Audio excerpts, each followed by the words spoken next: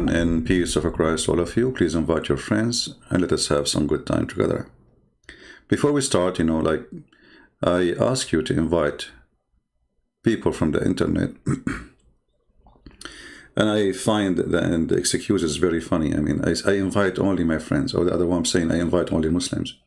It is internet, my friend. It's internet. You post in Facebook, whoever see it, see it. You post in Twitter, whoever see it, see it. You post in Google, whoever see it, see it. The Lord, he said, from their fruits you shall know them. And time will come, and the Lord will see how much fruit you have. How many people they brought to him. You spend your life, you're 50, you die in 60, you die in 70, you die in 80, it doesn't matter. He will ask you, how many people you brought for me? And there is a very clear parable about it in the Bible, about the three servants who've been given an investment. The one who hide it, the one who double it, and the one who make it a 3 times. Which one is you? Go read it. I'm doing that for your benefit. When I say do something, it's for your benefit, not for me. I do my duty, and I'm not worried about what I'm doing. Trust me, I don't care. If there's one, if there's 1,000, or there's 1,000,000. The Lord is my witness. I'm doing my best. Now, we go to the topic.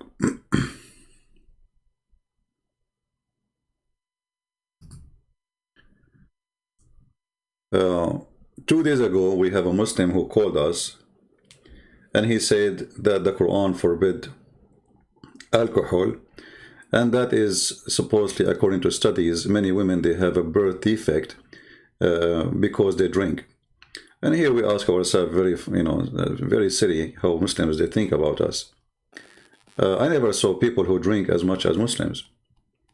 If you go right now and search in Saudi Arabia, how many people die every year from drinking not alcohol, they are drinking perfume, cologne. This is how much desperate they are for drinking. So what the Muslims, they do, they always try to present themselves as Islam is a good religion and Muslims are the perfect one and the rest are a bunch of garbage. When in fact, the birth defect is number 1 in the world are Muslims. Why? Because they marry their cousins. And even the Quran made it clear that you can marry your cousin, first cousin. And when a Muslim, they practice that, you will find how huge the number of those. And you can do right now and search what is number 1 reason for birth defect of a children's. You will see it is marrying from the same blood. And actually, even if you don't marry from the same blood, if you marry a woman, she is from different family, far away, but you have the same blood, that will cause a problem for sure. High risk. So what the Muslims, they do always, they try to put anything out of Islam and blame the whole world. If a Muslim, he don't have electricity, he will blame the Jews. Why we don't have peace in Iraq? Well, we blame USA. USA is letting you have a government, you have a president. No, you are killing each other. Why we have ISIS? Or USA support ISIS? Okay, the truth is that ISIS exists before USA exist. Since the time of Muhammad is the first ISIS. And since then, no Islamic country have peace. So today we will show you an example about how Muslims, they present their belief and how they think about themselves. This is a very famous man. His name is Zakir Naik. He's a celebrity, He's going to make a movie soon. It's called Sylvester Stallone Zakir Naik. This guy, his gun never get empty. He's like, he fit for American movie. He is the hero, but potato. I wish he dared to say, I will debate Christian Prince for 5 minutes. As the rest of them, all of them, all of them, they go say, Christian Prince, run away from us. Christian Prince, with, here we go. Let's see who's running. So they are asking Zakir Naik about depression and is depression a disease? And what if a person commits suicide to depression? And now Zakir Naik is going to tell you he's doctor. Dr. Zakir Naik, the solution is there. Listen carefully. Looked down upon maximum amongst any religion, it is Islam. The the religion which is maximum spoken against in the media today is Islam. Listen. And today if we analyze, the people that are looked down upon maximum amongst any religion, it is Islam. According to Zakir Naik, there is a study that says that the Muslims are the most happy people in the world. Who? The Muslims are the most happy people in the world. This is true. Must be true. The survey was, who are the people who are most satisfied with life? Satisfied. And in the survey they said that people who believed in a God or believed in religion were more happy than the people who did not believe in religion. So the least happy or the least satisfied amongst all the human beings in the world, they were the atheists. And the survey goes in depth and it says that among the religious people, do you know which religion, the people following which religion are the most satisfied? And this survey said, number one were the Muslims. The people who follow. Number one in the world who are satisfied are Muslims. Who is the one who crossed the sea, who crossed the land, who died in the sea just to go to Europe? The Muslims. How many refugee Muslims we have just in the last few years? Because they are satisfied. This is true. I mean, they don't go to Islamic countries. Have you ever heard of a Muslim seeking refugee in Islamic countries? Why? They don't have them. They have more than 100 country Muslims. Maybe 60 of them is controlled totally by Islamic government. But Muslim, they don't seek refugee in Muslim country. Why? Because they are not satisfied with Muslim countries, and Islam is the worst. If you want to be treated as a human, you go to non-Muslim countries. That's the truth. That's the truth. So Zakir Naik saying, okay, well, according to study, brother, Muslims are the most satisfied people. Which study is that? I mean, the Muslim, they make studies and they give you, if you see articles made by Muslims. Dr. Johnson, like who is this Johnson? He said that camel urine is the best. Okay, now it's time for you to find where is this guy, Dr. Johnson? Where he is located and where we can find this study. Drinking camel urine, it's an acid. And if this is true, why you Muslims are fighting over the vaccine for corona? Just take it. The logic they come with, I find it, embarrassing. Actually, there's a hadith. Aisha, she said, that the most unhappy person in the world is a Muslim woman. Can Zakir Naik say Aisha is a liar? Do he dare? And if the Muslim women are unhappy, that's mean more than 60% of the Islamic society is unhappy. And the reason I say more than 60% of Islamic society, maybe even sometimes 70%, because Muslims, they are always non-stop in war, killing each other or killing others. And that make a huge number of men die always. So the majority of population is women and children. Read carefully. Rif'a divorced his wife, etc. And Aisha and women, she got beaten by her husband. She came to Aisha. Aisha said that a lady came wearing a green veil and complained to her, which means Aisha, of her husband and showed her a green spot on her skin caused by beating. You see how happy Muslim women? Islam brings happiness to your life. The only religion who teach you to beat your wife is Islam. Islam is a wonderful religion. That is happiness. You say to your wife, make tea, she is late, you beat the hell of her. You can jail her even in the room. Chapter 4, verse number 34. You can even stop sleeping with her. Because you have 4 chickens, I mean, for them, they believe women are the same as a chicken. He's a rooster. He jumped from a chicken to a chicken. So he said, okay, I will sleep with those three. This woman, I will not sleep with her as a punishment. I will jail her in her room, and I will beat the hell of her. And here it says it was the habit of ladies to support each other. Here the Muslims are trying to explain to you why Aisha taking a side of the women. Because women are bad according to Muslims. They are the devil. Actually, Muhammad, he said that clearly, and I will show you that. And he said, so when Allah Messenger came, Aisha, she said, I have not seen any women suffering as much as a believing women, Muslim women. Do you see it? In the time of Muhammad, this is the best time of Islam. This is, you know, Islam today is not Islam. There's no Muslims today. All of those are liars. All of them, they are liars.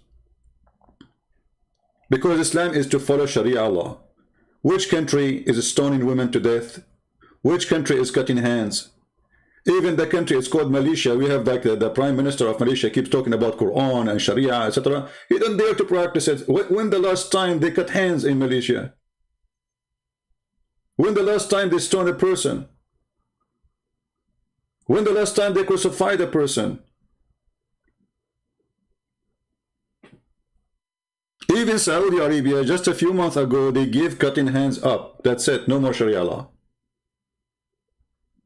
And no whipping for people in the street. Even the center of Islam. Because it is obviously inhumane. So Aisha, she witnessed that there is no one is suffering as much as a believing woman. Did Aisha lie? If you are a Muslim, leave your comment. And I challenge you to make a video about the lies of Aisha then.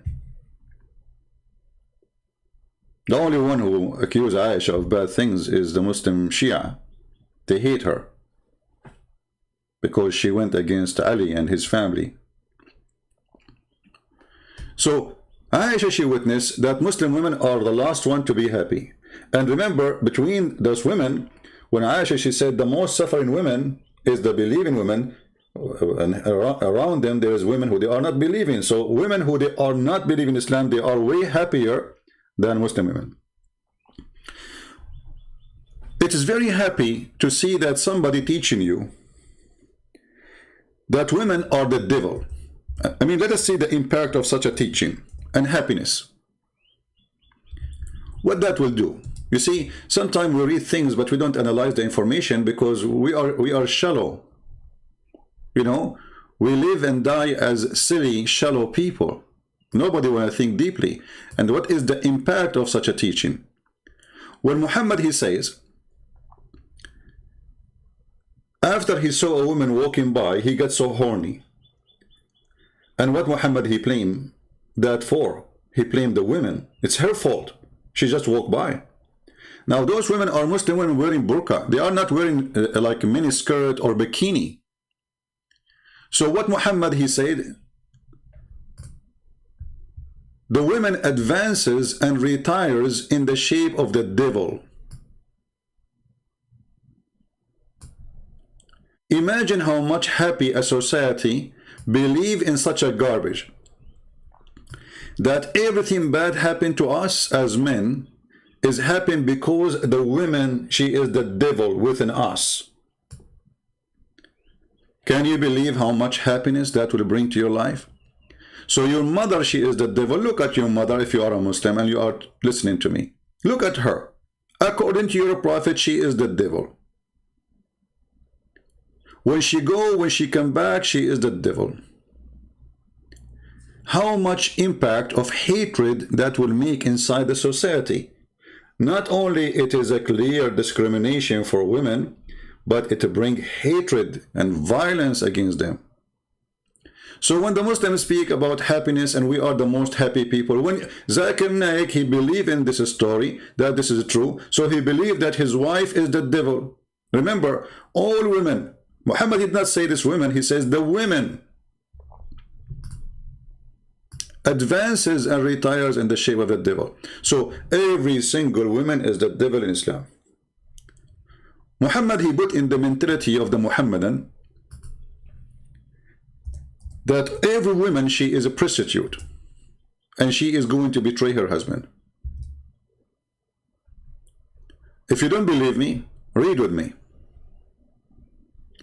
Muhammad, and as usual, the mentality of happiness, it's working. Muhammad, he said, had it not been for Eve, women would never acted unfaithfully toward her husband. By the way, the translation is false. It's not saying unfaithfully. She says betrayed her husband. Here we go. This is a different translation. And here Muhammad, he is showing how much happiness he brings with his teaching, that we have to blame the Jews for everything, including if you have a meat is damaged in the kitchen. The Prophet said, where it's not for Bani Israel, meat would not decay, and where not for Eve, women would never betray her husband. So according to Islam, women, they are by nature unfaithful, filthy, damaged creature. And why? Because they are the same as their mother Eve. So what you expect, according to Muhammad.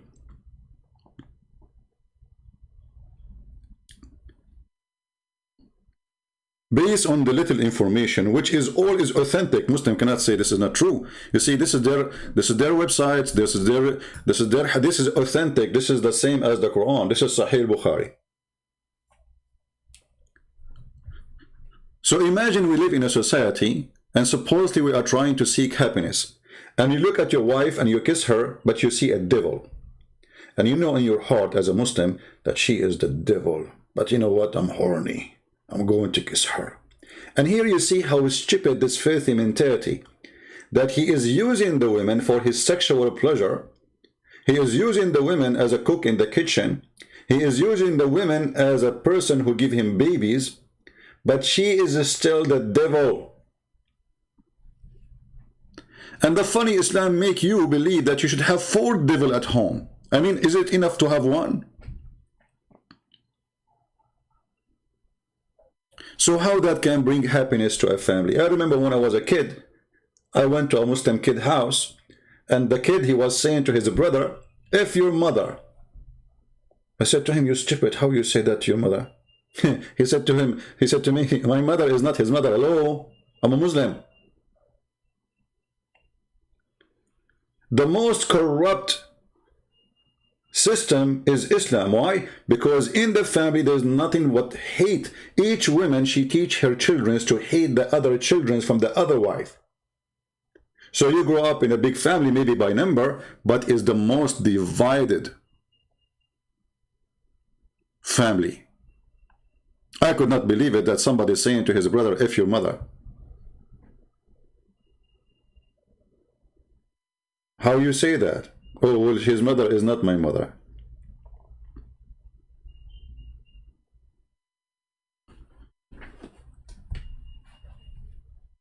So when the Muslims, they try to present to us happiness in Islam,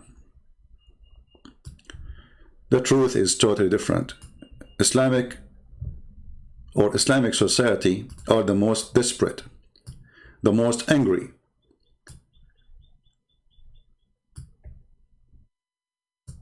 Muslims are always happy, extremely happy. I mean, I do not need to zoom in the faces. You can see the happiness. It's all over the place.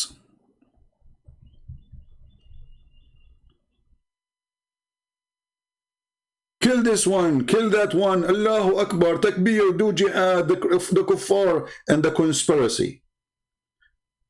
How a person can be happy if you have a phobia even from food?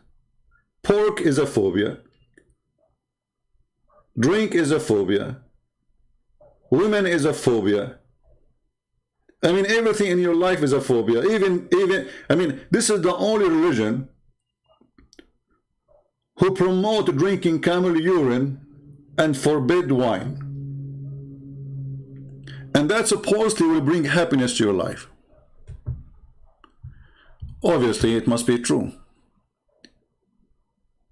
And the sign of happiness in Islam is very clear. Beheading, torturing, teaching kids to hate each other, to hate the Christians, the Jews, even the Muslims. Islam, my friend, bring happiness to your life. Who is the only religion in the world who they dream about killing somebody who is not like them? Islam. The Christian, they pray for the Muslims, they pray for the Hindu, they pray for the you go to any church, go, you are welcome. You will see the Christian, they pray for every human being in this earth. The Muslim, they curse everybody. And when I say the Muslim, I'm talking about those who believe truly in Muhammad. How the Muslim, they view us as non-Muslims, as long they are people who saying to us, or those who in YouTube, saying Islam it present happiness. We are happy. We are happy, my friend. And I find it very interesting that Zakir Naik is been asked about suicide. The question was from the beginning, I did not play it from the beginning. There's an artist, I don't know how to say his name. I don't know, he's Indian, etc., but he's a Muslim, I think, who committed suicide. And Zakir Naik, he said he never heard of him. True story, because they would, he watched only porn. There's a similar question on a similar topic asked by Showan from Bangladesh. A famous Bollywood non-Muslim actor named Sushant Singh Rajput committed suicide a few days ago. People all over the world, including Muslims, posting and sharing on social media, may his soul rest in peace. This is surely an indirect prayer for that person that may God grant him Jannah. Please, doctor, say something about this. No, he will say something now. A question on a similar topic by Suhail Azim from India. Allah says in the Quran, He does not lay a burden on a person greater than he or she can bear. Then why do people, whether Muslims or non-Muslims, why do they commit suicide? Replying to all these questions would require more than 1.5 hours. You can make more it than one sure complete session. I will try and answer in brief as much as I can. Now we are going to hear the shrink. He have all the answers. The shrink, Zakir Naik, he knew what's happening. So why people they commit suicide? You can skip the first half hour of the video. Even the video is 26 minutes because he will not say anything really. I mean, have you ever heard of such a thing? You can skip the first half hour of the video, even if though the video is 26 minutes. Because this is what Muslims do. You ask them a question about a very serious topic. They do blah, blah, blah, blah, blah, blah. What is the answer? Like one of the funny things, by the way, sometimes I see even Christians in the comment sections, like 2 days ago, we have a Muslim who called me and I keep saying to him, is it bad? Is it good? And then you will see a Christian in the comments saying, Christian Prince, let him talk. Let him talk. This is what I mean, it's amazing how silly some people are. Somebody who don't even never spoke to a Muslim, he is going to teach me. And when I say me, I'm not speaking about me as a proud person, but a person who spent his life debating Muslims. He want to teach me how to debate Muslims. They don't give an answer. You have to force it. A Muslim, he never give an answer because the answer, especially if he knew he's speaking to who, he knew that the answer will be used against him. So they avoid it. So don't tell me, let him talk, let him talk. We are letting him talk. We want the answer. You have to enforce it. This is not a blah, blah, blah, blah conversation. Otherwise, if you are a person who is interested in blah, blah, go and do blah, blah, whatever you want. Here we want to find answers. So now if we listen to Zakir Naik, all the video, what we will hear? Nothing. Any Muslim can tell me what is the answer for the question in the video? Like if I skip the first 10 minutes, there's an answer? Let us see. They interviewed 67,562 people. And this sample is very large. Normally they survey. Guys, what does have to do with the question? An artist, he did commit suicide because he have depression. Brother and sister, they did the survey and they interviewed 67,000. And guess what, brother? They found that the most people who they are happy with that are Muslims. This is the answer. What does have to do with the question? Now we knew that this is absolutely false. Go to Pakistan and see how people live. This guy, I mean, where Muslims are happy? What are you talking about? Which country? We can have an exception, like between all the Islamic countries, is countries where they are very wealthy. They are relaxed, you know. We cannot say they are happy, but they are relaxed because a lot of money. Like Emirat. But what about the rest? But Emirat is not even the size of a building in Pakistan.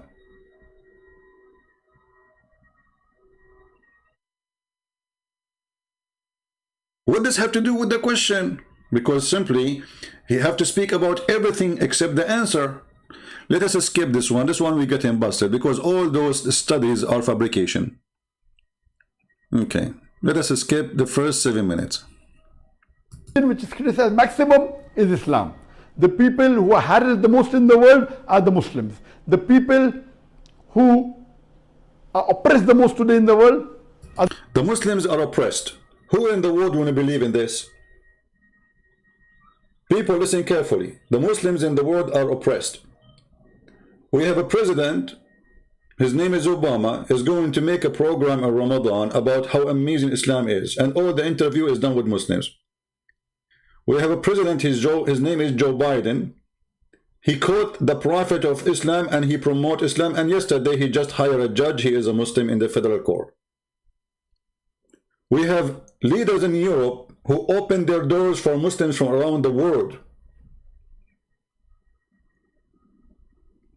England, specifically London, it's not London no more, it's Londonistan. It is Pakistan. And Muslims are oppressed. Muslims, they can open mosque anywhere, every corner they want. And Muslims are oppressed. Christians who cannot, and if we open a church like what's happening in Indonesia, either they burn it, or they send a suicide bomber, or they send some terrorist and cut the head of the ministers and his family, as what happened last year. Muslims are oppressed. True story. Here and I will show you the duty of a Muslim according to Muhammad, just to show you the hypocrisy of those liars.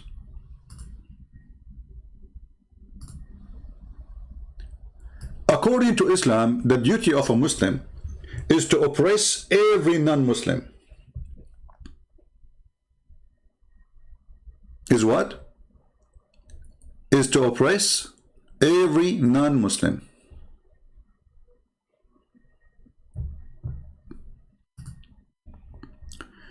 The Quran have a verse saying, because Islam is a white supremacist Arab culture, religion, the verse says, and this is Muhammad talking,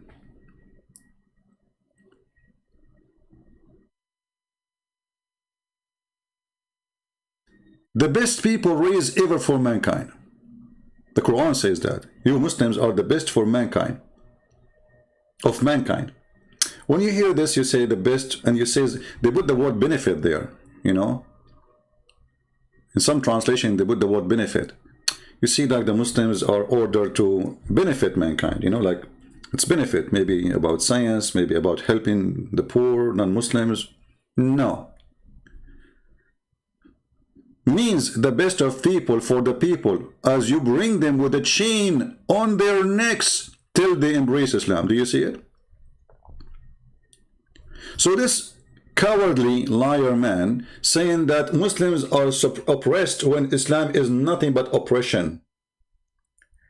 And someone might say, okay, why we cannot do it now. But if they can, they did it for centuries. Do you see all those countries in the Middle East? None of them speak Arabic. The Arabian Peninsula, they have Arabian tribes who speak Arabic. The rest, they don't. The Coptic, they are not Arab. They have their language. The Egyptian, those are real Egyptian. The Jordanian are not Arab. Those are the one there who speak Arabic are the Bedouin who came with the invasion of Islam. The Syrian are not Arab. The Iraqi are not Arab. The Persian are not Arab. Okay, what happened? Wherever they go, the Moroccan are African, the Egyptian are African, the Libyan are African, and the Tunisian are African, Algeria are African. So where is their language? It's gone. Why? Because Islam oppressed the one they occupy, and they forced them to convert to Islam, and they forced them to speak Arabic. To the point you speak to someone from Somalia, and he said to you, I'm an Arab. How you are an Arab and you are an African black man? All of us, we knew that the Arab are not black. But because Islam oppress you and steal your identity, Islam is a white Arab supremacist cult. Believe that we are the best of mankind, and we are chosen by Allah to put a chain around you like a dog.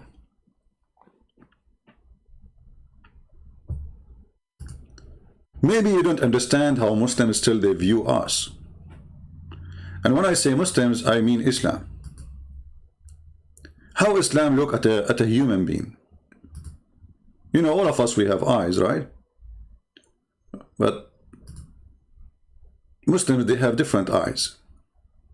Because as their prophet says, you are the best of mankind, and your duty is to bring them into Islam by chain. And the Quran says that non-Muslims are equal to pigs and donkeys and monkeys and animals. كالأنعام.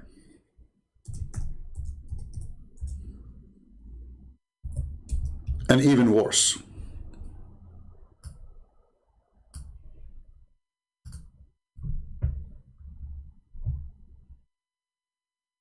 Chapter 7 verse 179.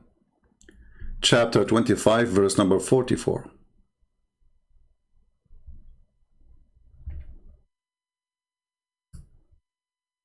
They are the same as cattle and even worse. Who are they, those who they are the same as cattle? Everyone is non-Muslim. So when a Muslim, he look at you, he look at a cattle. You are a goat. This is why they believe, and Islam believe, that the slaughtering those people is not a slaughtering of a human, it's a slaughtering of a cattle. Actually, there's a Muslim, he explained to you this verse very well. And as usual, those who believe that we are cattle, they live between us. Because the stupid European, they opened doors for them. To the point England became the nest of terrorism. This is the truth. Listen carefully how this Muhammadan, he explained to you who is the Muslims and who is non-Muslims. And remember, this is his view, not mine. So don't blame me for what he will say. To some friends that we have over here. We've got some cows, as you can see. They look a bit vexed. I'm not going to get too close because they look a bit aggy. It's the cow gang. If you look like they're on this thing. Basically, brothers and sisters, just seeing the cows reminded me of an ayah in the Quran where Allah subhanahu wa ta'ala describes the people who are misguided. Allah subhanahu wa ta'ala says they're more misguided than the cattle. They are more astray than the cattle, right? Than these cows. And if you think about it, brothers and sisters, a human being, right, who doesn't believe in Allah subhanahu wa ta'ala, he has less value than these cattle right here. Because at least from this cattle and these cows, you can get milk. At least from these cows, you can get leather. You know, you can get something from them. There is some benefit that comes from these cows. Despite how, you know, if you look at them as an animal, you know, alhamdulillah, they're a blessing from Allah subhanahu wa ta'ala, but they're not the most intelligent animal. You know, they're not the most, you know, like you can see flies all around them. But a person who's misguided, a person who's astray, a person who doesn't worship Allah subhanahu wa ta'ala has less value on this earth than these cows. Because these cows, like I said, at least they produce some fruits. I mean, look at this potato coward. He speak about cows, they produce milk. What do you produce? The car behind him is Mercedes-Benz. The camera he's using, either it's Japanese or Chinese, but for sure not Islamic. The phone he is using is not made by Muslims. The clothes he is using is not made by Muslims. The microphone he is using is not made by Muslims. And the milk he is drinking is not made by Muslims. And yet he is saying that cows are better than you. Have you ever heard of a stupid white supremacist cult more than Islam? They think they are the best. So the Chinese in China, who don't believe in Islam, they are cows for him. The Buddhists are cows. They are less than cows. The Christians, the Hindus, they are less than cows. Muslims are the only human being in this earth. The rest are less than cows. At least the cows, they produce milk, he said. What do you produce?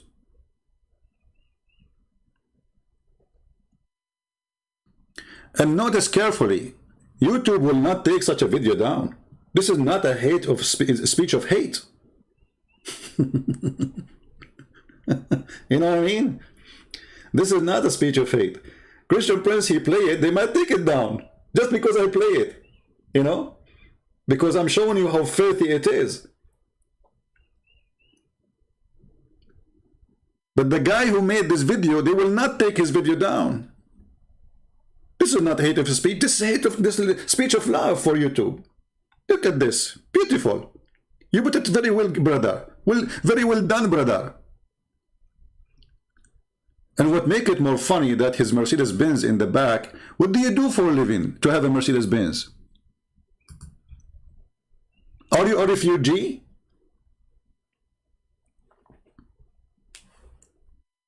You are the same as a cow in their eyes. We've got some cows, as you can see. They look a bit vexed. I'm not going to get too close because they look a bit aggy. It's the cow gang. Three look like they're on this thing. Basically, brothers and sisters, just seeing the cows reminded me of an ayah in the Quran where Allah subhanahu wa ta'ala describes the people who are misguided. Allah subhanahu wa ta'ala says they're more misguided than the cattle. They are more astray than the cattle, right? Than these cows. And if you think about it, brothers and sisters, a human being, right, who doesn't believe in Allah subhanahu wa ta'ala, he has less value than these cattle right here. Because at least from this cattle and these cows, you can get milk. At least from these cows, you can get leather. You know, you can get something from them. There's some benefit that comes from these cows. Despite how, you know, if you look at them as an animal, you know, they're a blessing from Allah subhanahu wa ta'ala, but they're not the most intelligent animal. You know, they're not the most, you know, like you can see. No, you are the most intelligent animal. You are. I mean, you are a genius. You are the only animal in the world who is genius, Mr. Dawa.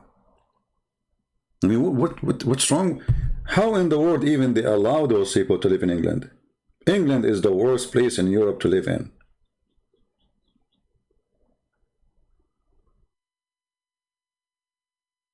So the video keep going. The guy talking about how you Christians, you Jews, you Hindus, you Buddhas, you atheists are a bunch of cows.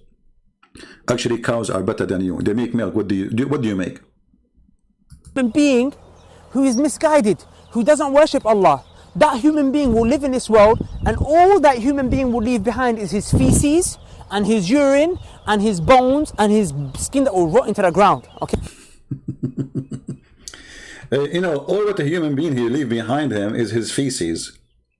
So why you Muslims go to your prophet and kiss his grave? There's nothing behind except his feces. Actually, we can show reference where the Muslims are fighting over his feces. We can show reference where Muhammad he say that the one who drink his urine, no fire will burn his stomach. The only religion who claim that they don't believe that Muhammad is God, yet they drink the feces of the man who they follow, is Islam. That is shown as signs of intelligence or sign of intelligence. We go back to Zakir Naik.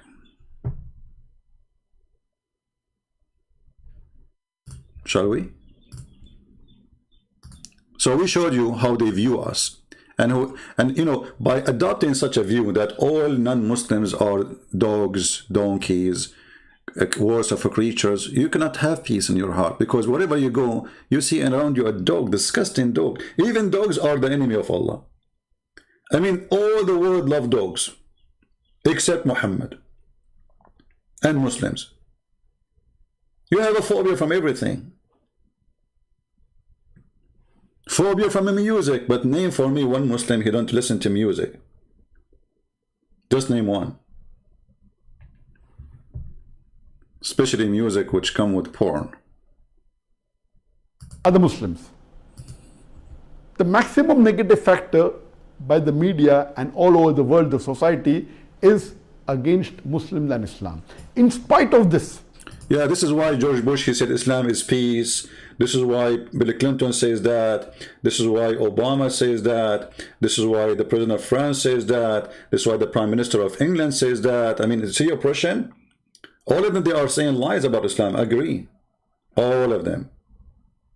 I never saw one media station speaking the truth about Islam. Starting from Fox News.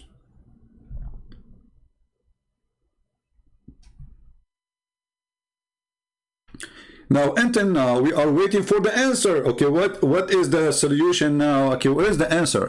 A person who commits suicide, they are asking you about why, what do you think about that? What does this have to do with all of this? If we skip the first 10 minutes, there's no answer. If we skip the first 10, 15 to 8 minutes, there's no answer. If we skip that, okay, where is the answer, Muslims?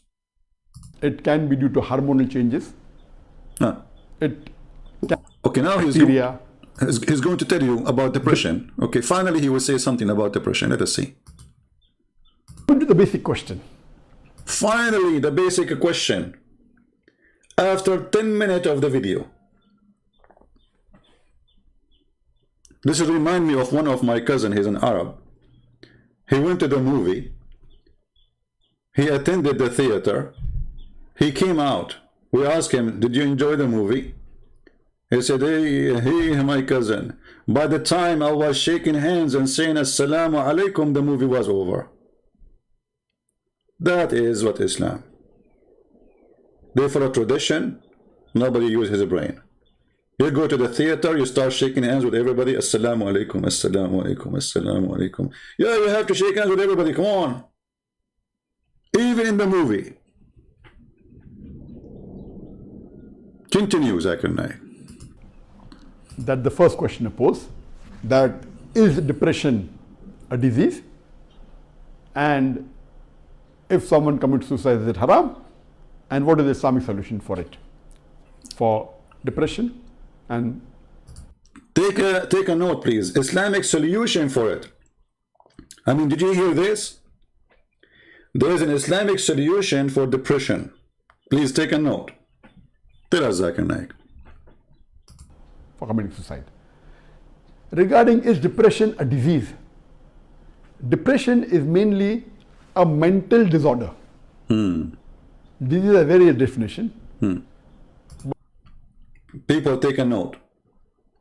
It's not me who is saying that. This is doctor. I'm not a doctor. The only certificate I have is my driver license. And I got it from the Middle East when I was blind. Because the only countries in the world, they give you driver license when you are, even if you are blind, is Middle East. Because we don't, I mean, everything is perfect there. There's no corruption. Have you ever heard of a country give driving license to blinds? Yes, because you pay some money. The driving license come home. Nobody needs. Just send us a picture with your sunglasses. Don't worry. So he said that depression, and he's talking, remember, about what? Committing suicide. It's a sign of mental illness. Mental illness?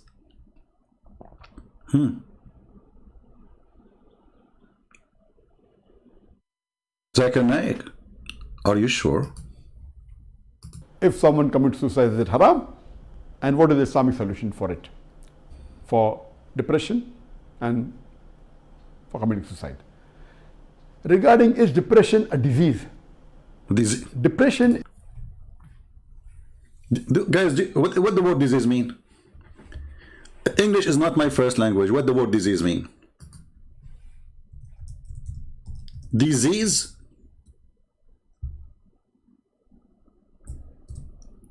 I'm going to ask Google. What the word disease mean? Prophet Google.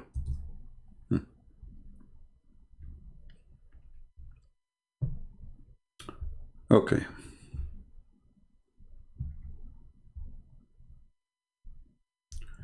What does the word disease mean? I don't want to go to dictionary. I want to go to scientific, you know, doctors stuff.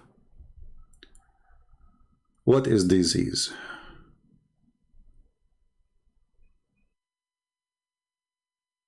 First cite and answer what is disease.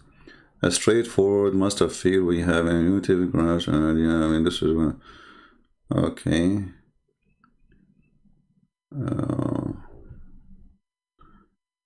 Maybe we can use that word disease then. You see, I'm not a doctor. I'm trying to find out if the word, because in my I thought the word disease in English means that something can be spread. You know, this is what the word disease, but look like maybe it can be used. I'm not sure. If you can, guys, you can correct me about that. So Zakir Naik is saying that this is a word disease. And if you have a depression, you have a disease, and you have a mental illness. Is mainly a mental disorder. Disorder. Disease is a very definition, but it is not a disease that you get due to a germ or a bacteria. Okay. I see. Or a virus. It's a mental disorder. And the reason for this mental disorder are various. So in the minute 10 and 20 second, Zakir Naik is going to tell us the reason for this mental disorder. Take a note, Muslims. Take note, Christians. In the minute 10 minute and 20 second, Zakir Naik will tell us the reason behind this mental disorder. The reason for depression, it can be due to hormonal changes. It can be due to some enzymes that have been secreted by the brain. But the common cause is due to a personality trait, and the most common is environmental. Environmental, that today's survey tells us that in India, the majority of the people that do suicide is mainly because of economic reasons. And you find a large number of farmers. I don't understand what he's saying. What he said? Let me play it again. I could not understand what he's saying. The main cause is due to a personality trait, and the most common is environmental. Environmental? Oh, okay, environmental. I was trying to find out what he was saying. Environmental, that today's survey tells us that in India, the majority of the people that do suicide is mainly because of economic reasons. And you find a large number of farmers, they commit suicide. Okay, hold on. How people, they commit suicide, you just said it is because of mental disorder. And now you are saying most of them because of economic reason. His economic reason is a mental disorder.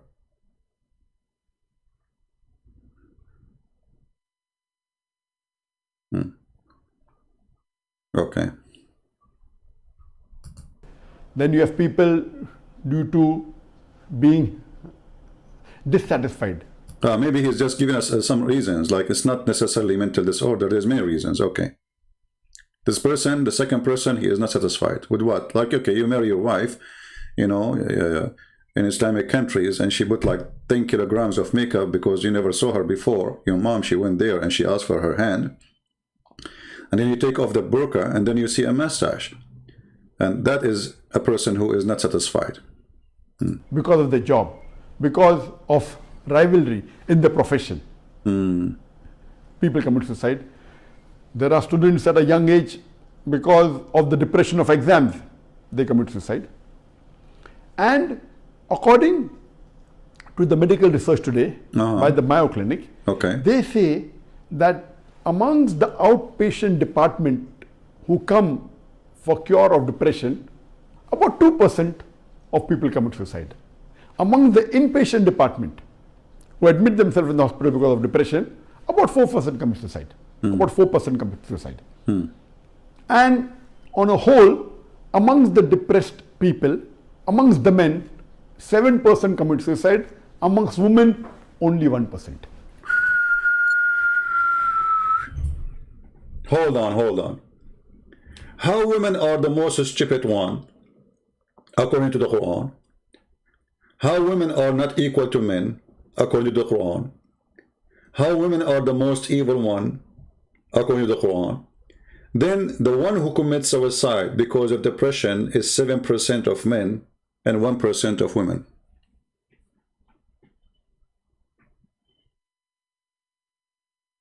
Did you hear it, Muslims? From every 7 men who commit suicide, there's, in the other side, there's 1 woman, she commits suicide. So how come they are stupid? How come they are the devil? How come they are dummy? How come they cannot be a witness in the court? How come 2 women are equal to 1 man? How come the man, he can have 4 of them? Yet you just say to me that the man is the one who do stupid things more. The average of stupidity, according to Zakir and Naik now, that men are 7 times more stupid than women. That means everything Islam speak of is stupid. He just prove it. Listen carefully. 7 men commit suicide, 1 woman commits suicide. It's not me who said that. Zakir and Naik give us the reference. The inpatient department who admit themselves in the hospital because of depression, about 4% commit suicide. About 4% commit suicide. And on a whole, amongst the depressed people, amongst the men, 7% commit suicide. Amongst women, only 1%. Coming to your question about the postpartum depression, yes, as I said, there are hormonal changes in the woman due to menstruation, due to postpartum after delivery. And so how come the woman, she have all those hormone changes and all etc., and yet she is 1%, and the man, he don't have hormone changes? You ask the Muslims, why the women, she cannot be a witness in the court? Because, brother, they are emotional, and they are, they have hormone, and brother, they have their menstruation, and I mean, they make all the excuses in the list of the world. So how come those things appear only when about giving the women her rights, but when it's come to suicide, the man is, how come those hormones are not affecting the women the same as the man? Do the men have hormone changes? Hey, Zakir, how's your hormone doing? Be honest with me, aren't you buying Viagra?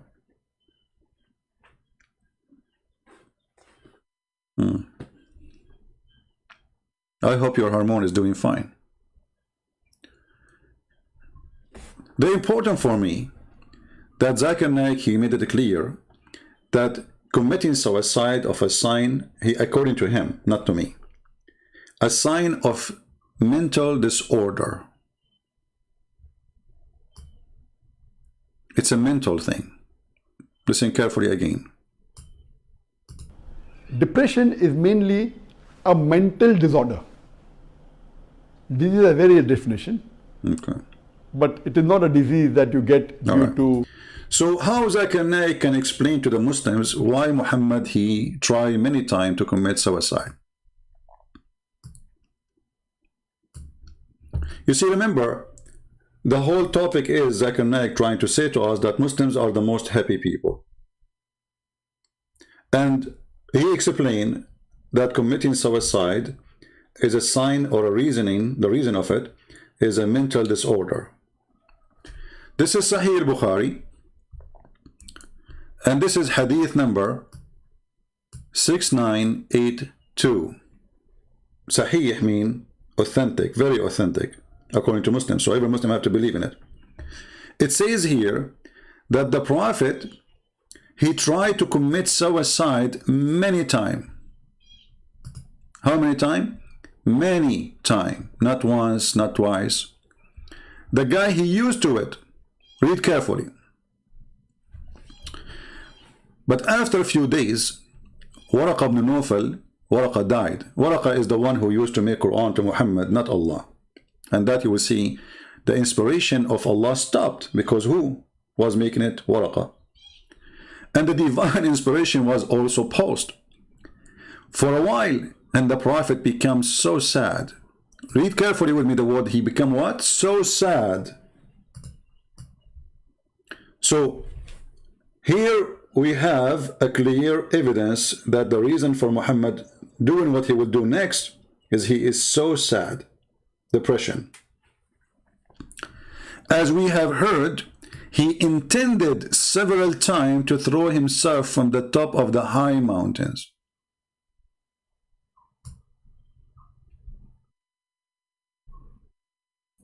Do you see it?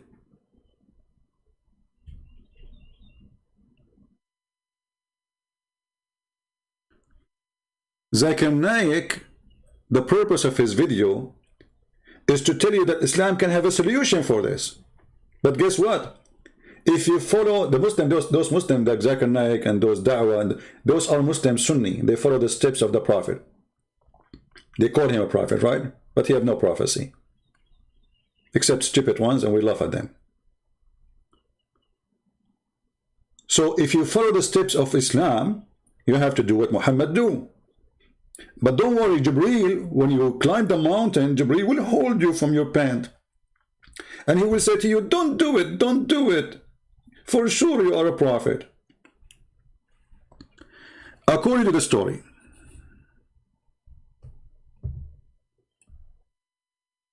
that every time he went up to the top of the mountain in order to throw himself down, Jibreel would appear before him and say, "Oh Muhammad, you are indeed Allah's messenger, in truth."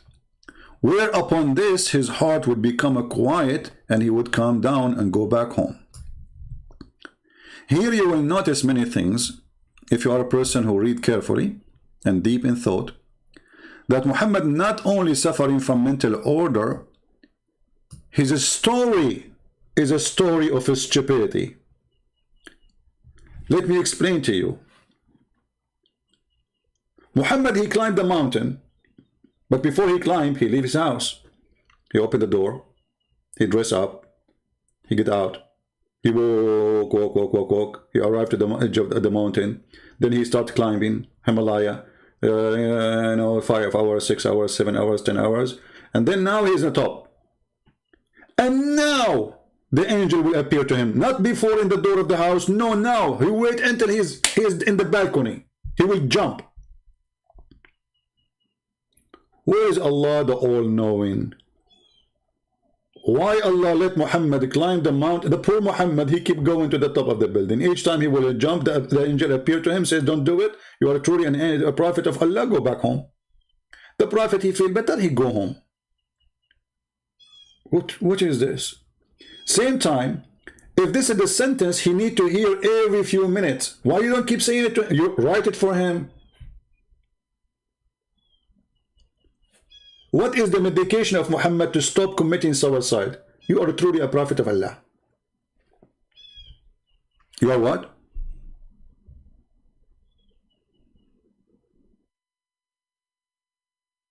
You are a prophet of Allah.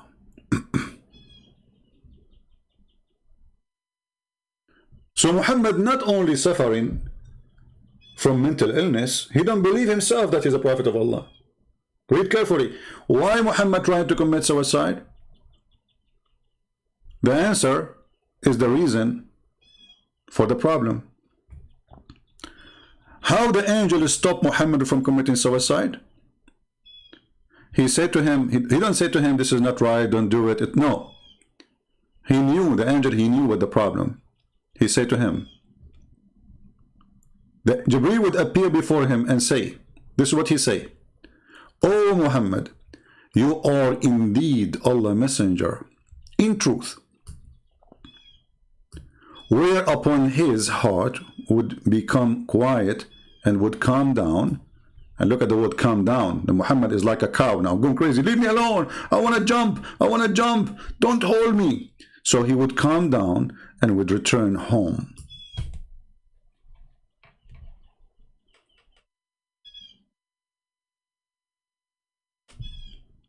Muslims, how come reading Quran did not help Muhammad?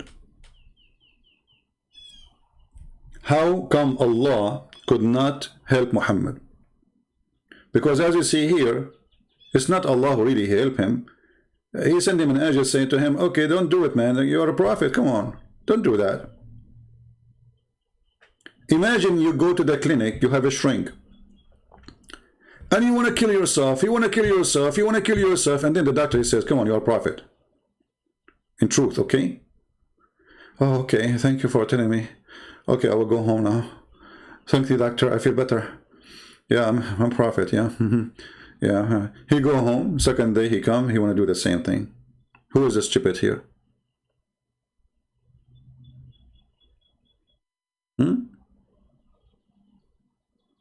Who is the stupid here? So here we notice that Islam could not even help the Prophet of Islam to stop from committing suicide. This is a person who he is the one who made the Quran. He is the one who come with the Quran. He is the one who hear the Quran. How many videos we saw? A Catholic reaction to the Quran, and the guy, he says, wow, amazing. A Catholic, she converted to Islam after she heard the Quran. Muhammad, he commits suicide after reading the Quran.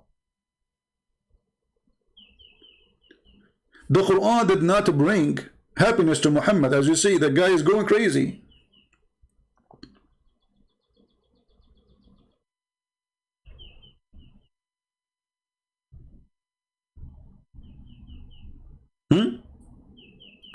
And there is tons of reference about that. Now I want to show you another hilarious face of Islam when they speak about depression and happiness. Even the Muslims are the only one can face Corona. There's no other religion can fight Corona. Nobody.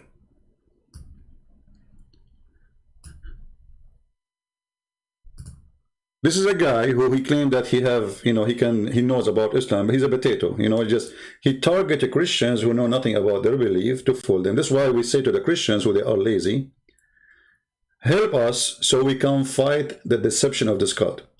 So, Islamic hygiene and modern science. Maybe Muhammad was infected by a disease, that's why he tried to commit suicide. Maybe a virus, Corona, get in his head. Like what happened exactly? The Muslim, they try to prove to you their best that Islam is the only religion can fight Corona. How? To our second episode, where we learn about Islam and Muslims from Muslims. And inshallah today, our topic is the connection. And why are we having this show, especially in these times, in the age of coronavirus? What is the connection between Islam and coronavirus? What the connection between Islam and coronavirus? That's a good question. Listen, Muslims, it's not me who's asking. This is you. What is the connection between Islam and coronavirus? I mean, this is the most silly, stupid statement ever I can hear. What is the connection, brothers and sisters, between Islam and coronavirus? Well, there is a lot of connection. Here we go. You just say that yourself. Modern science, people may be curious. Modern science, yeah. But in fact, inshallah, in this half an hour of show, you'll be amazed to find out. I will be amazed. I will be amazed.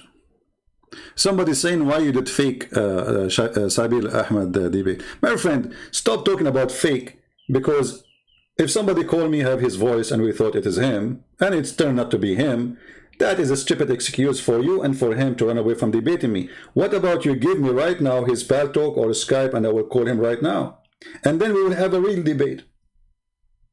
Coward. This guy, he speaks to people online. How come he don't dare to speak to me? So the coward is the one who claim, I did not debate Christian Prince, but why you don't do it then? Do it, get him busted. All of you are a bunch of cowards. Now listen carefully to this coward. Lying to you about his religion, claiming that Islam is hygiene religion, is it? That not only there is a connection, but I would say that our modern science is catching up to the Islamic hygiene. It's catching up to the Islamic etiquettes, Islamic solutions, preventive measures, and recommendations. Right? So for all of these reasons, that's the reason we are doing today's show, which is Islam and modern science, right? Inshallah. And especially now with what's going on, many of brothers and sisters, after you finish listening to Dr. Shabir Ahmed and his brother, you will find a solution for Corona.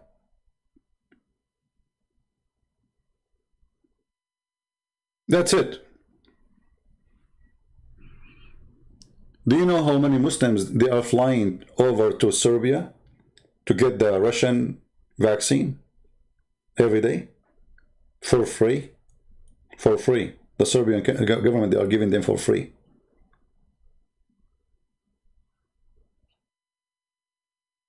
The Russian vaccine is #1 vaccine, and they are desperate to have it. But brother, the prophet, he can fight corona. Of us are at home because of COVID-19, the coronavirus, and let's take a look at what our faith has to say about hygiene and how it kind of compares with modern science and what we are hearing currently from the CDC. And exactly. When it comes to Islam gives a comprehensive way of life. We say that Allah, the Creator, has given us comprehensive guidance in solutions to humanity. He has given. Yeah, like beating your wife, killing Christians and Jews, drinking camel urine. All of this is very healthy. And by the way, United Nations, they issue many times every year, they issue a warning for Islamic countries about not to drink not only camel milk, not only camel urine, even camel milk is very dangerous. The only religion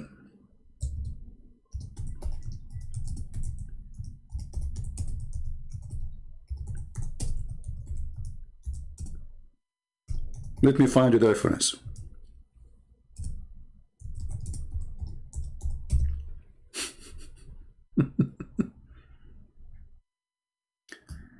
Non-stop, the United Nations keeps sending messages to Islamic countries: don't drink, don't.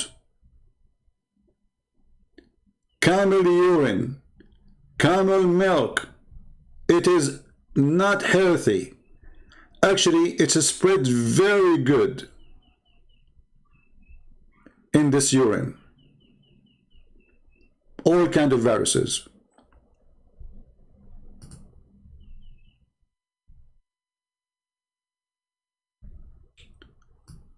Stop drinking camel urine, World Health Organization says. The only religion who forbid wine and they encourage drinking camel urine is Islam, and they speak about hygiene. I mean, do you see how much hygiene you have in your mouth? And if you see how Muslims even they drink the camel urine, you will not believe it. You will not believe it.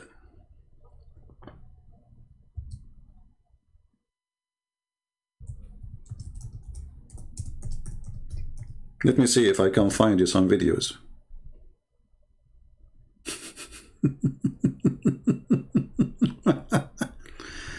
Okay.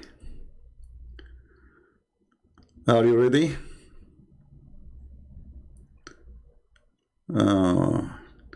I'm trying to show you something not too much crazy. Let's see. The camel urine cult.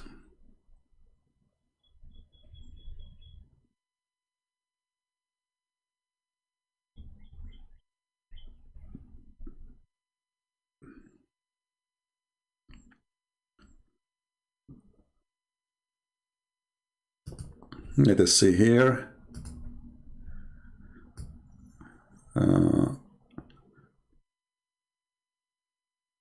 I want to show you how to drink it.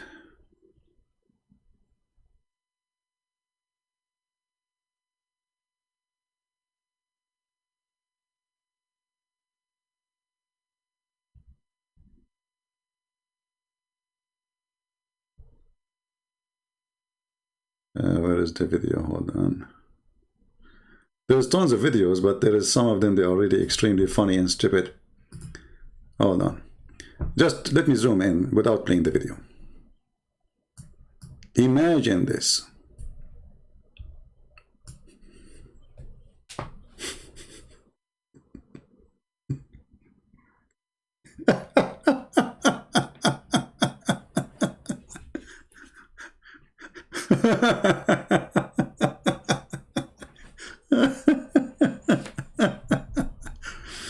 This guy, he is in love with it. Obviously, it tastes so good. It tastes so good, brother. So when they speak to us about hygiene in Islam, how much accurate what they say? Let me forward this video a little bit. I made a video about it before. You can go and see it. But just to show you how all of Islam is nothing but a lie. The Prophet, he says, Allah loves those who purify themselves. Okay, how Muslim purify themselves? And Prophet Muhammad, peace be upon him, in one of his famous narrations, he said, right, Yasser, you remember this from Sunday school? Yes, I do remember. Yeah, me too. Cleanliness is half of the faith, right? Wow, Cleanliness is half of the faith. Let us not to waste your time and see how we can fight depression, how we can fight corona, how we can have hygiene. The answer is by the Prophet. Who is the one to follow? The Muslim, they say, the Prophet. Those people, they call themselves Sunni. Sunni mean they are following the practice and the words of Muhammad, exactly, word by word. Let us see how Muhammad used to clean himself.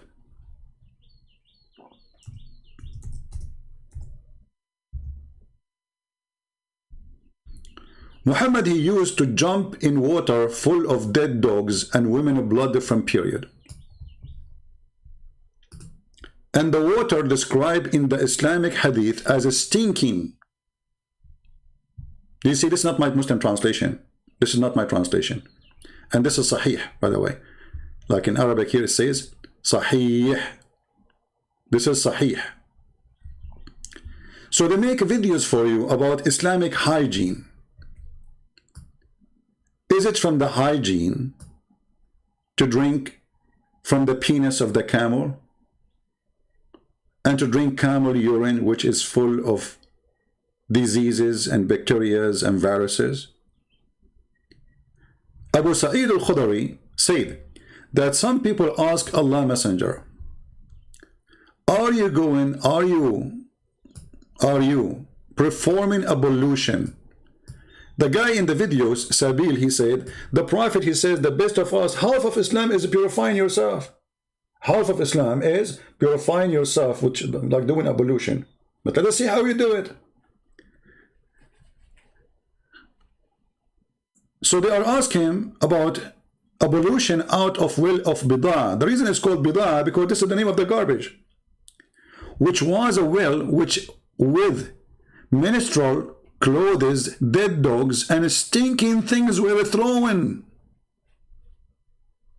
He replied, water is pure and not defiled by anything. Do you see it? This is a well of water, which is not a well of water no more. You see, this is not really a well of water. It's like used to be maybe in one time, there used to be water coming from it. But now it became a hole in the ground and all dirty water of the town go there. And this is why people, they throw garbage in it and they throw dead dogs. Remember, this is a desert and water for them is priceless. So nobody will throw garbage and dead dogs and women, period, in such a place unless there's no benefit of it. There's no water there. It is only water from dirt. So Muhammad is jumping in the middle of a water full of dogs, dead dogs, not dogs, and women blood from period, and stinky things in it, all the garbage. And they ask him, how in the world do you do such a thing? He said that water is always pure. Is that the hygiene Muslims you follow? How many of you jump in a water, have dead dogs and women blood from period and garbage? And here you notice that when the Muslims, they try to present to us a solution for health, mental health, Islam is itself is a mental problem. Because when a religion make you believe that your mother, she is the devil, your sister, she is the devil, every woman, she is the devil, make you believe that beating women is the right way to live, which will destroy the family, will have unhealthy family, unhealthy children, unhealthy generation. When you teach people that everyone is not a Muslim, he's an animal, he is a worth of the creatures, he is a cattle, you hate everybody. When you say to the Muslims, you cannot even take your mothers and your father and your daughter and your son and your brother as a friends. Islam implemented hatred in the heart of every Muslim toward others. So how that can be healthy? So Islam not only proven to be unhealthy mentally, spiritually, Islam proven to be unhealthy physically.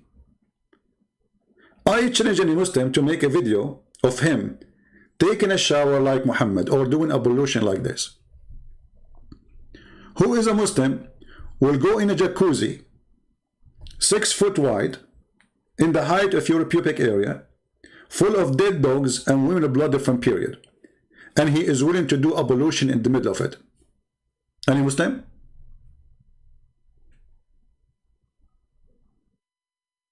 And by the way, this is the reference for the size of this place.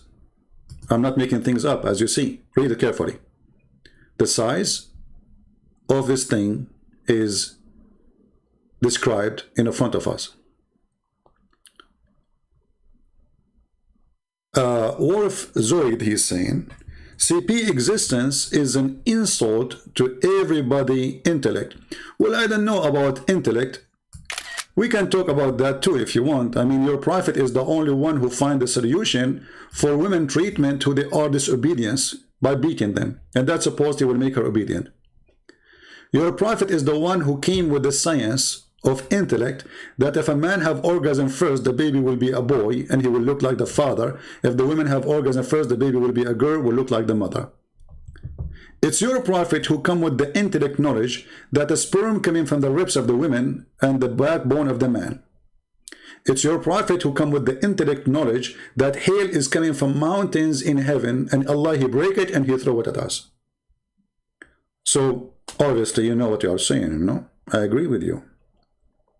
And as long as you are talking about insult, I never heard of a Muslim, as an example from Egypt, they talk about the Egyptian civilization. We have amazing civilization, and I'm Egyptian. Do you know that your prophet, he says, the one who proud about his inheritance before Islam, go and tell him, go and bite the penis of your father? So all of you who is proud about his culture before Islam, you should go and bite the penis of your father. This is the word of a holy prophet, from a holy mouth, from a holy tongue of a holy prophet. His name is Muhammad. So don't go around and say, you see, we are Egyptian. You are not. You are Islamic invasion to Egypt. The true Egyptian are the Coptic Christians there. Not the Roman, not the Arab, the Coptic. Same for Syria, same for Iraq, same for Iraq is the land of the Assyrian, Syria is the land of the Syrian, and their language is Syrian, Aramaic, Syriac. Even the name of the country is coming from their language, not Arabic.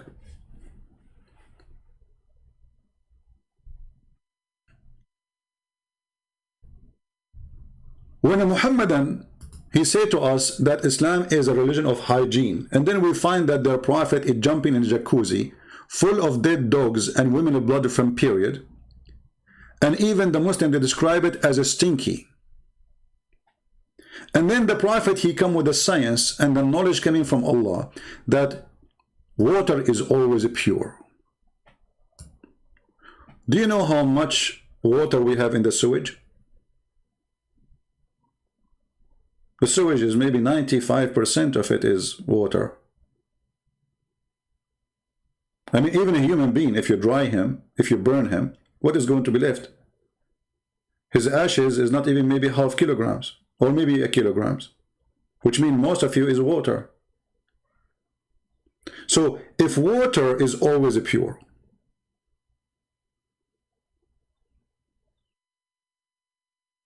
how in the world Muhammad can be saying such a thing, explaining why he is jumping in a dead dog's field? Here you read with me carefully how big the size of the thing. You know the thing. Abu Dawood said, I measured breadth of the well of Buddha with my sheet, which I stretch over it. I then measure it with the hand. It's measured 6 cubit in breadth. And I asked the man who opened the door of the garden, etc. And you know, it's reached to your private part, as you see. He replied, how high it goes, the highest. He says the level is to your pubic area. So it's a very small, tiny body of water, and Muhammad is jumping there. Now, I see some Muslims saying, call me. I'm going to open my paltalk for the brave Muslims who have big mouth, claiming that they can talk to me. And the one who's saying to me about those guy and that guy, none of them dare to call. Did you ask yourself why Zakir and Naik don't accept to debate me? You don't accept, because that will be the end of his career. I welcome everybody to call me.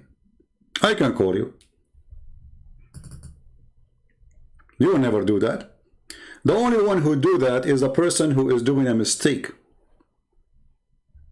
Like the guy, his name Nader Ahmad, he called me. This guy, he keep going around saying, Christian Prince, he run away from debating me. You are just a kid. Okay, here we go. We call you. What happened? People are laughing at you.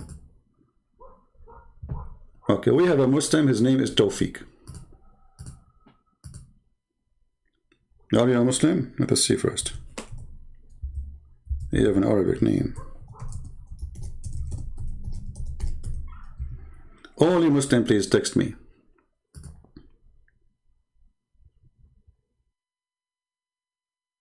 And don't text me saying God bless you and those things. I will block you. Okay, we have, until now I don't see any Muslim texting me. Okay, we have Tofiq. Let us call him. Uh-oh. You have to upgrade your paltalk, my friend, Mr. Tofiq. Where is the Muslims in the chat? Who is going to call me? Who is a Muslim? He can answer anything we said today. Zakir Naik, he said it clearly, that committing suicide is a sign of depression and mental illness. He said that, not me. Your prophet, he did so. He tried to commit suicide many times. Who is going to answer that? Sabil Ahmad, he said that Islamic religion teach hygiene. The prophet, he jumped with dead dogs, women blood, menstruation rags, garbage stinking smell, water. And even you, Muslim, you describe it as that, not me. How that can be a hygiene? Your prophet encouraged you to drink camel urine. Doctors, United Nations, they ask you, they beg you not to drink even camel milk because it's dangerous. Not only camel urine. How come Muhammad, everything he say is wrong? Do we have any Muslim would like to call us? Look how many Muslims we have in the chat, but I don't know. I mean, look, they are not so much confidence about their religion. Why you don't call this Sabil Ahmad and tell him, hey, Christian Prince is saying he would love. Actually, he made a video. I did not debate him, brothers and sisters. Everybody know this is not my voice. Okay, go call him. Make it happen. You don't dare.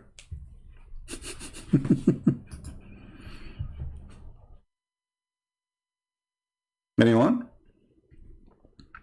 Who is a Muslim? He is proud to be a Muslim, and I will speak to you nicely. You see, I'm a person. I speak to you nicely when you speak to me nicely. If you are rude, you want to insult me, don't play that game. We are Middle Eastern. Nobody can beat us with being rude, if you want to be rude with me. So, if you are a person who respects himself, you like to talk nicely, and show us something good about Islam, I will be happy to hear you. Who want to do it?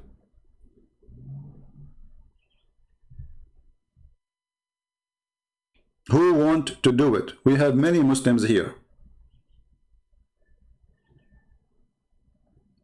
Mayday, Mayday, Mayday. Open a challenge for Muslims. Don't change my topic, Mr. Tony. One of the funny things about people when they come, I don't know, Muslims or Christians, some of them, they are, suffering from the flight of thoughts. Like somebody told you that here, like you talk about everything at the same time. Well, talk about urine. You want to talk about Jesus? What's wrong with you?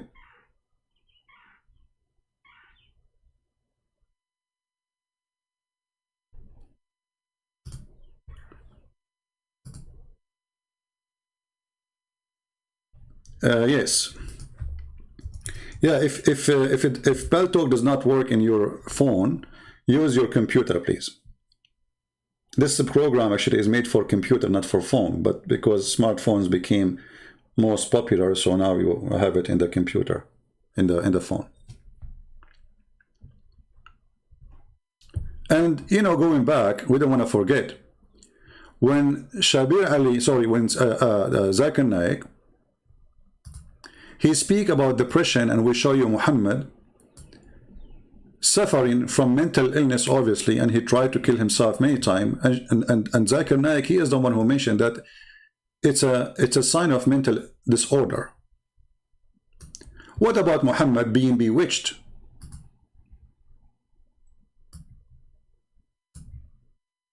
Any Muslim can tell me, is that a mental disorder or this is true? Somebody took some hair from Muhammad, and Muhammad, he decided to tell the people the truth, that he is bewitched.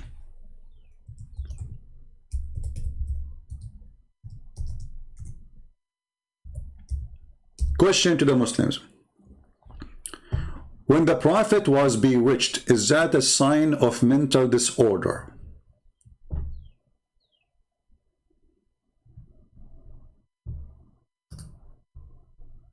Any Muslim?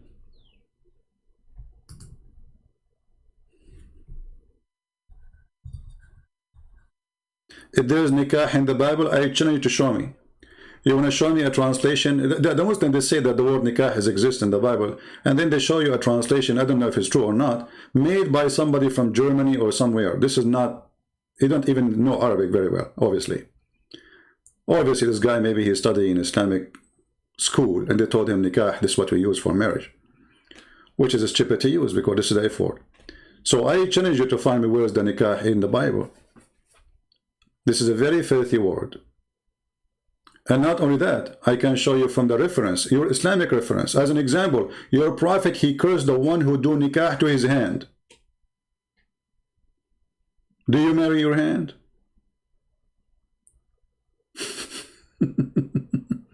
Your Prophet, he described nikah in heaven to your wives. They are already your wives. But what you are doing nikah. Do you want to show you the reference? Call me. We can change the topic for you. Be a man. You see, those cowards who claim to have answers, why you don't call me and get me busted in front of everybody?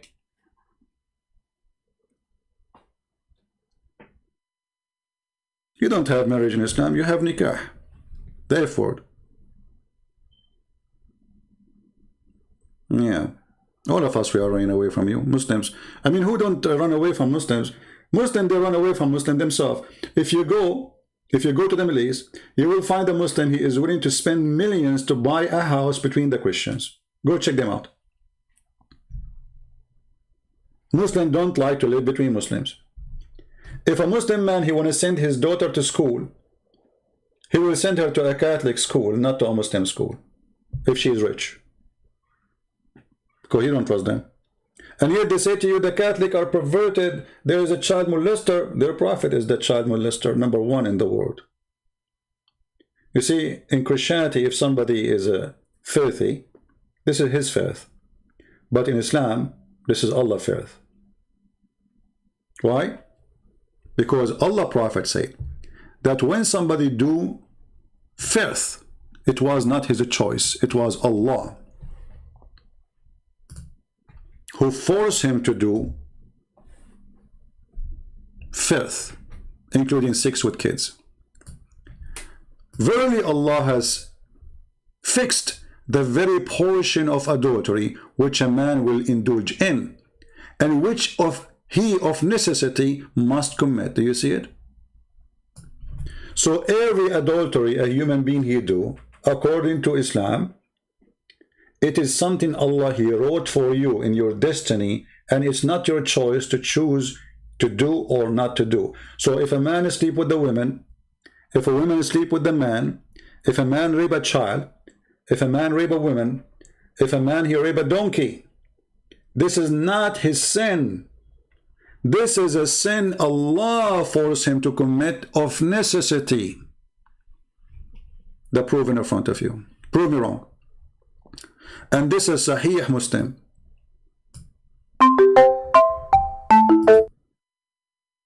Hello? Hello? Mr. Tofiq, I don't hear you. Are you there?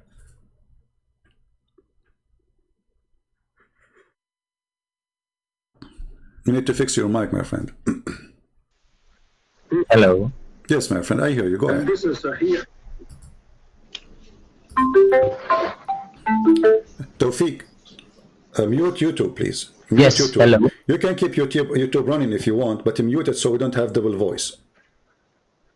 Okay, wait. Let me mute it first. All right.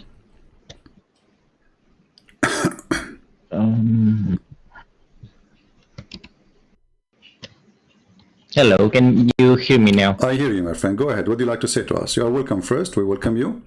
And we hope that we will have a good discussion, me and you together today. Okay. First, I really like your contents because it helps me a lot. You know, I was born as a Muslim, and since I was, you had to hate everyone who's a Muslim, you know.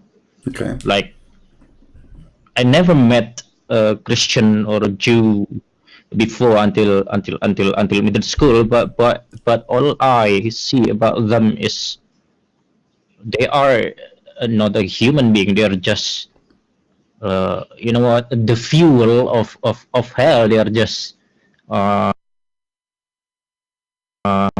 Nar, the people of hell. So that's why as a not a human, but you know, and when I grow old, you know, when I was in college, I started to think about it, and it makes me so disgusted, you know, with my own religion. I cannot believe in such a thing. They teach me how to hate, you know. I don't know. I just confused with it, and actually I want to make myself clear about my condition right now, about my faith right now, whether I should stay here or not, because you know, there is a lot of things to pay, to consider if I even question about Islam. My family, my parents, who always hate the Christian, the Jews. I don't know what's the reaction of them to know if I even question about Islam, you know. So I don't know, sir. So now you are a Muslim, right? Still as a Muslim, or you decide to leave Islam, or not yet? What's the situation now? Yes. I still a Muslim. Okay. I still a Muslim, but I adopted. Okay, Tofiq, let me help you. What is still holding you to be a Muslim? If there is something making you think, okay, maybe there is truth there. Like what? Maybe I can help you in that point.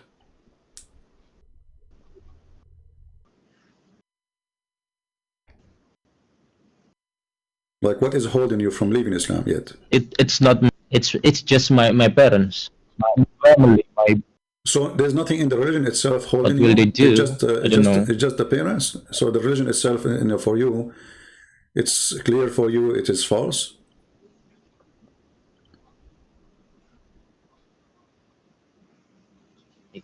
Yes. You know, I studied a lot since I was in high school until I was in college, you know, and the deeper I know about Islam, the more I feel there's something fishy about it. you know, like how the hell I would go to heaven, where the heaven is just like red distance. You know, I think that heaven shouldn't be like that.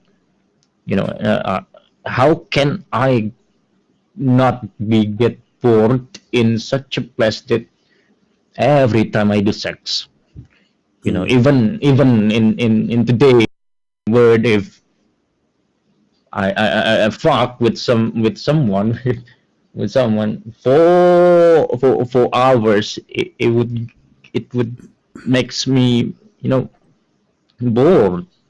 Of course, a happiness that continues time, it just makes you bored.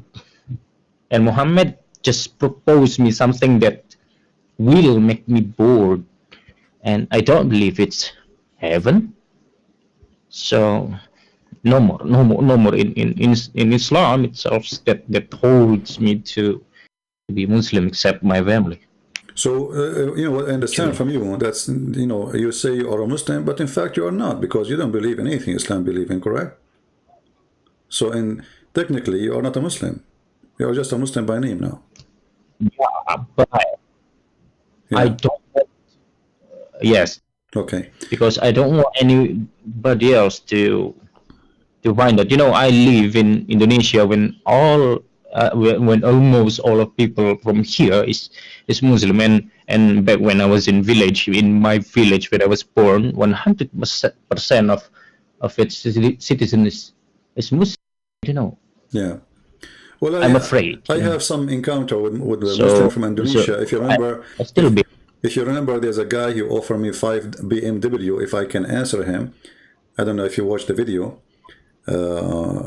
He claimed to be a sheikh, but he's a potato. And you know, Islam is very easy, a stupid cult to expose. You do not need to be a genius to know Islam is stupid. I mean, what kind of religion, as you said? Okay, there's a God. He promised me if I pray for him 5 times, and if I kill some Christians and Jews, then he will make my penis English, and he will give me a woman her vagina fit for that, which means English vagina too, but she is still skinny. And then compared to the height, you know, she will be 30 miles tall, and then she will be 1 arm wide, but yet her vagina is in this. I mean, how that can be? And the top of that, this God, he promised me big boobs in the heaven engraved, and then a bracelet of gold and silver. I mean, how silly, how stupid.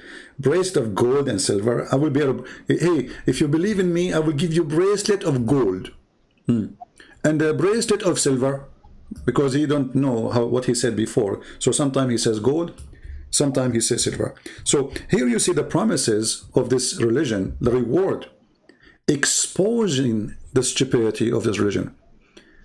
How somebody promised me a cloth is made by the Iranian, you know, استبرق in Arabic, it says here, أولئك لهم جنات عدن تجري من تحتهم الأنهار. Okay, يحلون فيها من أساور من ذهب ويلبسون ثيابا خضرا ومن سندس واستبرق. Have you ever heard of a god? Stabrak is a very well-known silk brand at that time. It's like saying Gucci. Have you ever heard of a god? He will say to you, I will give you Gucci, and then I will give you a bracelet of gold. What is, I mean, is that God, or this is like a guy doing bargain? If you follow me, I will give you a bracelet of gold and this clothes, okay? I will give you a lot of food, open buffet, and a lot of sex. This is no question a satanic cult. Where is the holy God is talking? I don't see holiness. And what is the price and what is the value of gold in heaven? Correct, my friend? Who care about gold? I mean, actually, a man who wears gold, a man who wears gold, for me, he doesn't sound like, I don't know, this is personal, but for me, a man wearing gold in his hand doesn't sound right for me. I mean, why? You want to be pretty? You know what I mean? He have a bracelet, and not a ring, a bracelet. Why you want to wear a bracelet? Yeah. You know? So, promising me some gold. I mean, in America, gold is very cheap. You can go and get a bracelet of gold for $100, you know? So, what is this promises about? But at that time, those poor people, they dream. Those are the Arab who live in a tent. So what he promised them? He promised them that you will sit in the couches. The Arab, they don't have couches. They sleep in the ground. The couches is for the Roman, for the Persian who have nice life. So what he promised them? You will have palace, and you will have 80,000 little boys to serve you. Have you ever heard of a God promising you little boys in heaven? And the Muslims, they say those are servants. Child abuse in heaven. Because this child abuse, and why in the world me or Tofiq would like to have children serving him? I mean, heaven cannot be heaven unless there is 80,000 little child. Guys, imagine 80,000 child, and they are doing what? According to Muslims, they are serving me. What is this? So my friend Tofiq, let us, as long as I do not need to convince you that Islam is false. What about Christianity? What do you think about Christianity?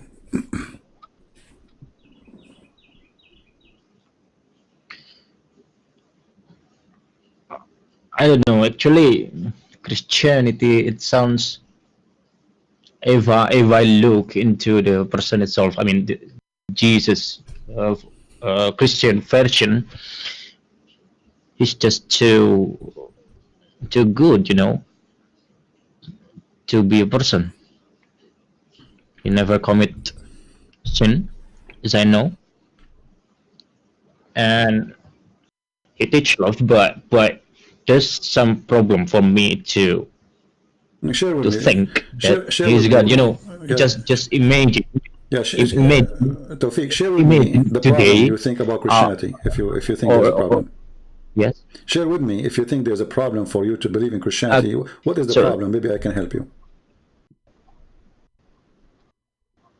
Yes, I just imagine if today I'm going to mall and then suddenly someone came to me and tell me that, hey dude, I'm God. What? Like, what? You are people, you're human, and you tell me that you're God. Yeah, you're right. We should not believe such a person. How can I accept that? Every day I go to the mall, every day I go everywhere, and suddenly someone just come to me and say, I'm God. Yeah. What? But Tofiq, how we knew if somebody, okay, I understand what you are saying.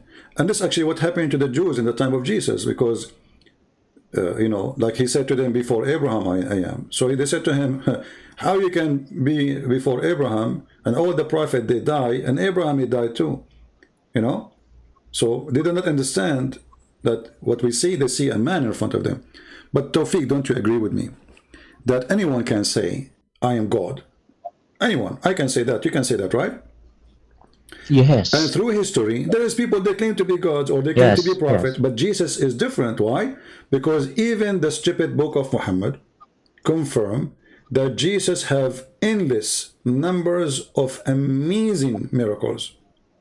So when Jesus said to the blind man, when the Jews, they came to him, and Jesus said to them, he said to the man, go and your sin is forgiven. Go and your sin is forgiven. The Quran confirmed that no one can forgive sin save God, correct?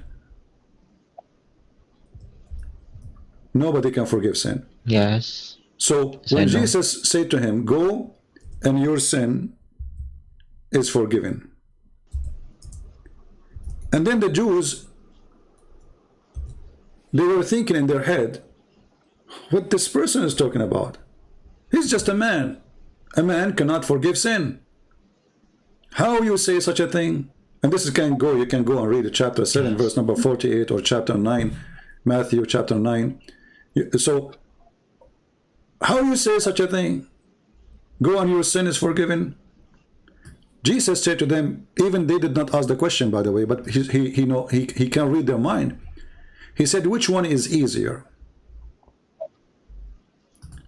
Say to you, or say to him, go and your sin is forgiven, or stand up and walk. Remember, this is a guy who cannot walk all his life. You know what I mean, Tofiq? Do you hear me? Yeah, yeah. So the person he It's cannot a- walk, it's a- he's in this Yeah, yeah, yeah. He is in disability. It's a- You know, he's in disability. So talk is cheap. I can say to you, oh, okay, your sin is forgiven, claiming that I am God. You know, I can say that. And the funny, the Muslim, they say to us, where Jesus says, I am God, worship me, right? The Quran confirm.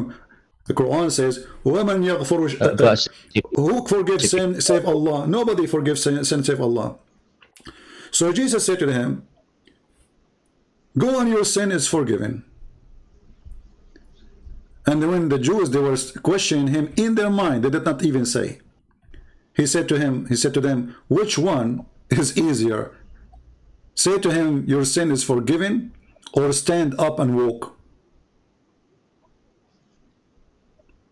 You know what I mean? my friend. So Jesus, I'm trying to explain to you that Jesus, not only a person who says he's God, he did what God do. Is it possible for me and you as a human being to tell a man who is disabled all his life, stand up and walk, and he will walk? What do you think? Is that possible? I don't know. That's just, I just want to say, what if this is some kind of like magic? First of all, magic does not exist. I mean, the magic, I mean, even the Old Testament mentioned Like, the word magic, but magic simply, black magic. The enemy of God, they think the miracle of Moses is a magic. Why? Because they could not understand how he do it. This must be a trick. But the guy is disabled all his life. What about the blind man? I mean, can you make somebody is blind magic? There's nothing is called magic, my friend. There's nothing is called magic. Is somebody he can do. He can trick you. Let's say he's very fast in the movement. He, you know, or even some of them, they have an ability to, like, you know, they use some skills of hiding things, like they use a black behind between. Like, there's a videos on YouTube showing you how all this magic is done. Most of it, like how the guy he hide a building behind him. Nobody can see it, but it's a trick. So there's a huge difference between this and someone, he make a blind see. That is cannot be the guy is a blind. He's born as a blind. What magic is that? He did not give him medicine. It's just a guy in the street, and he is walking by. He says, Lord, help me. That's it. What do you want? What do you want? He said to him, I want to see. The blind man did not ask Jesus for food, which is very strange, because a blind man is a person who is begging for making living. He's disabled. He cannot go around. But Jesus, he made the blind man see. So in order to do that, and you are just a man, and then if we want to explain that by saying this is a magic, well, we need to prove that it was a magic. We need to prove that this was a false blind man then, because there's no such a thing as called magic. You know, my friend Tofiq, if magic exists, Muslims in their countries, they have people who practice magic. Okay, control the one in the White House, he will control all the world. Correct? Just control him. Play some magic on him. You know what I mean? If there's somebody can, like, you know, you see those people who read the future. Yeah, but we Indonesian. Yeah, you Indonesian, you believe too much. Yeah, I mean, we Indonesian or believe. Yeah, but magic is a lie, my friend. Believing in it doesn't make it true. Magic is a lie, and the Quran promotes this belief that magic exists. There's no such a thing, you know. We believe, for us as a Christian, that you can be possessed by the demon, but that is not a magic. That's an evil spirit. But magic is something else. Somebody he say like it's different. Yeah, magic is something different. So somebody he say a few words, he learn, like if you go to the Quran, just to show you even the stupidity here. As long as you believe in magic, as an Indonesian, how magic came down to the earth? Do you know who is where the magic is coming from? The source of it.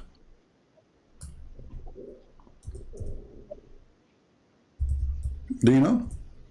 I don't know. We believe it's some kind of gene. Okay. Genie. Is magic is satanic or it's from God? Is Gene. Is it magic? Yeah. Okay. Yeah. But is it satanic or from God, magic?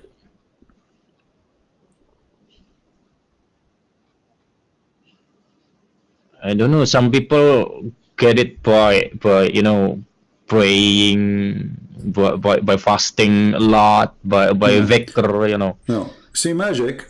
I don't know. And some people just doing it just by according to the Quran, Tofiq, Allah, He sent two angels, their name is Harut and Marut, to open a school of Harry Potter in the Babylon Tower. And this can be found in chapter 2, verse 102. So Allah, He sent two angels, their name is Harut, and they went down in the Babylon Tower, and they opened a school to teach magic. That is coming from the legends of the ancient, way before Islam. That there's God, He sent two angels, and those angels, they used the elevator to God, which is made in the Babylon Tower, and they came down and they taught people how to do magic. This is exactly what the Quran is saying, word by word, and the verses are in front of you. That is very stupid thing to believe in, and far away from the intelligence of a human being. Because if magic is true, if magic is true, how many women they wish to marry a man, as an example, or a man he wished to marry a woman, or what he need to do some magic for her, she will marry him, she will love him. Very simple. Okay, how many Muslims they are practicing magic? Okay, make magic on me and make me tomorrow come in the morning and say Muhammad is a prophet. Do it. You know what I mean? This is very silly, because if the magic, if something is called magic is true, those who have the knowledge of magic, they can control all the world. All of it, with no exception.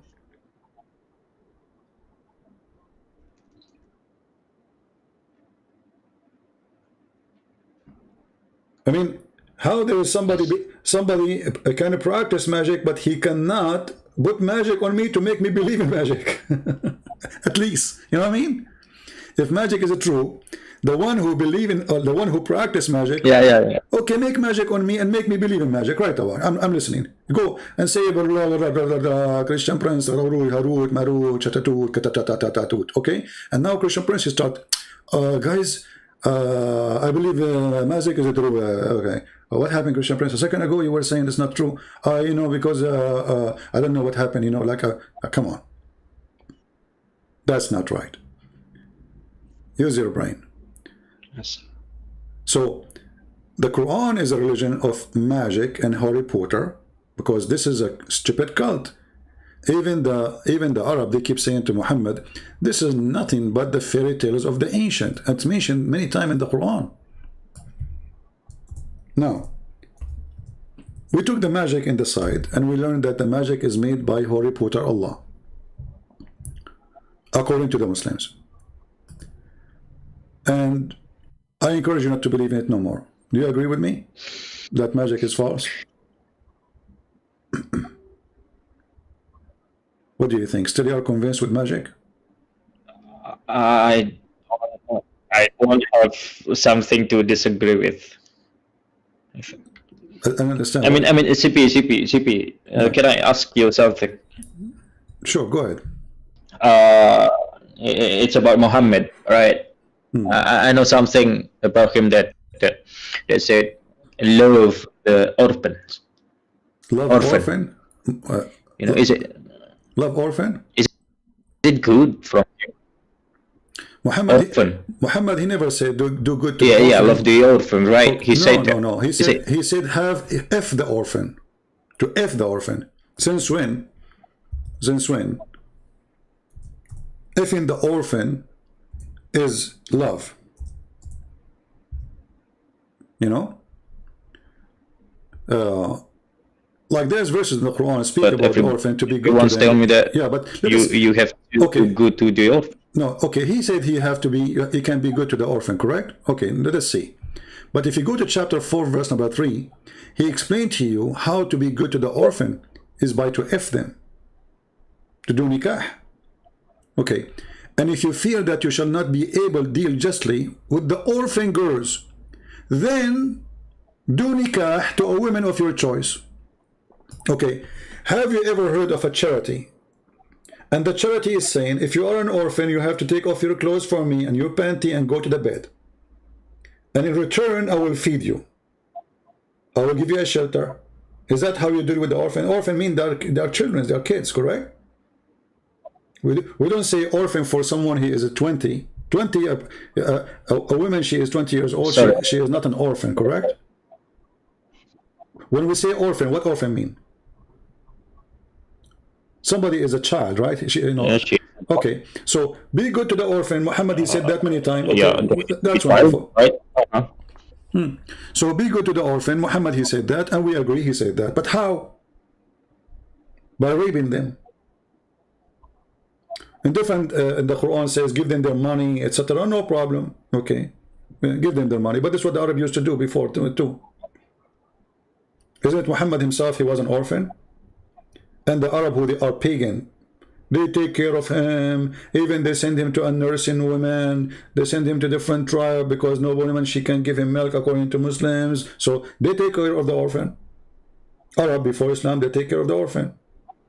Muhammad, he have no father, he have no mother. According to Muslims, they die when he was a kid. What they did to him, they throw him in the street? No. So the Arab before Islam, and they are pagan, they take care of the orphan. Wonderful. Muhammad in the Quran, in chapter 4, verse number 3, says, if you cannot be just with the orphan, then go and do if 2 and 3 women or 4 of your choice. Okay, what does have to do with this? What the orphan have to do if you cannot be just to them? Go and marry or do nikah, according to Muslim, they call it marriage, to 2 or 3 or 4 women. Is that how you do charity to an orphan? But as you know, Islam promote having sex with the children. Muhammad himself, he have sex with a child. Right? Yeah. Okay. Yeah. So how you are a person who care for the orphan? A person who care for the orphan is mean a person who have a heart for the children. Correct? How your heart, how ugly the heart of a person to go after a child sexually. So if you want to help a child who is an orphan, the last thing you will think about is to rape the child. How that can be from God?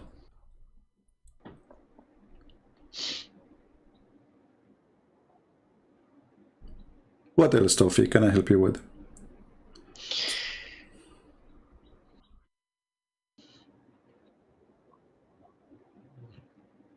I mean, nothing good left from like that, so nothing good from Islam left. I thought it's the only thing that good, that okay, I'm a Muslim, I kiss a black stone, although I haven't go hard yet, but at least I love orphan, you know. But you just say that Muhammad want to fuck her. Yeah, let us use the F word instead of using the filthy word. So what about Muhammad having sex with Aisha? What is the excuse?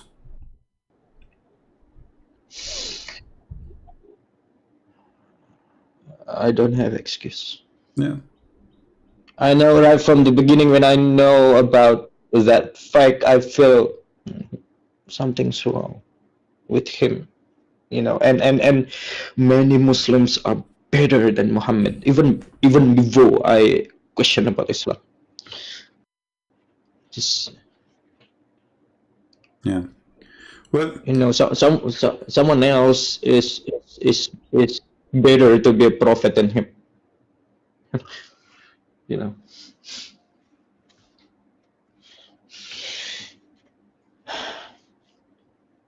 I feel, you know, even Muhammad, even he cursed the orphans, You know, he have many tons of stories about. At the same time, the Muslim, they try to present to you Muhammad. So Islam have two faces. Muslim, they promote a face of it, like Muhammad say good things about orphan, be good to them, give them their money, give them their inheritance, etc. But then they will not show you the ugly side of Muhammad, because how we can be good to the orphan? How we practice that exactly? A Muslim, he says to you that a Muslim, he been ordered even to be good to the Christians. Well, the Quran says it clearly, kill them wherever you find them and humiliate them until they pay jizya. So imagine if you are a Muslim, and we are the Christians who believe in this, not you. So imagine if Indonesia, all of it is Christian country, and those Indonesian Christians believe that they should humiliate you. Is that fair? Just because you are a Muslim. Just because you are a Muslim. You refuse to believe in Jesus. So now the Christians, they will practice humiliation upon you. And this can be found in the Quran chapter 9 verse 29. They have to pay the jizya. And the Muslim, they lied. They said, this is a tax. All of us, we knew that jizya is a penalty. And the verse says it clearly, with humiliation, subdued. So Islam not only promote hatred, Islam promote discrimination mentally, spiritually, and physically. And actually, Islam promote physical harm on Muslims.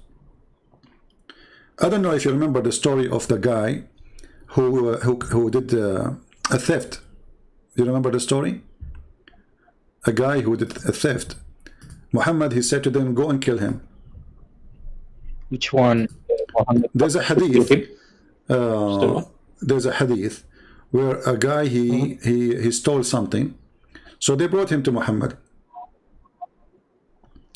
and Muhammad, he said to them, go and kill him. They said the Prophet of Allah, but he just commit theft. You know, how we kill him?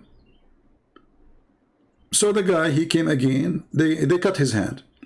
So they practice Islam on him, and they cut his hand. Second time he come, the guy, they brought him, and he steal again. He said to them, kill him. The Muslim, they said to him, but Prophet, but he did not kill anyone, he just steal. So he said, okay, cut his hand. So cut his foot now, because they cut his right hand, and now they will cut his left foot.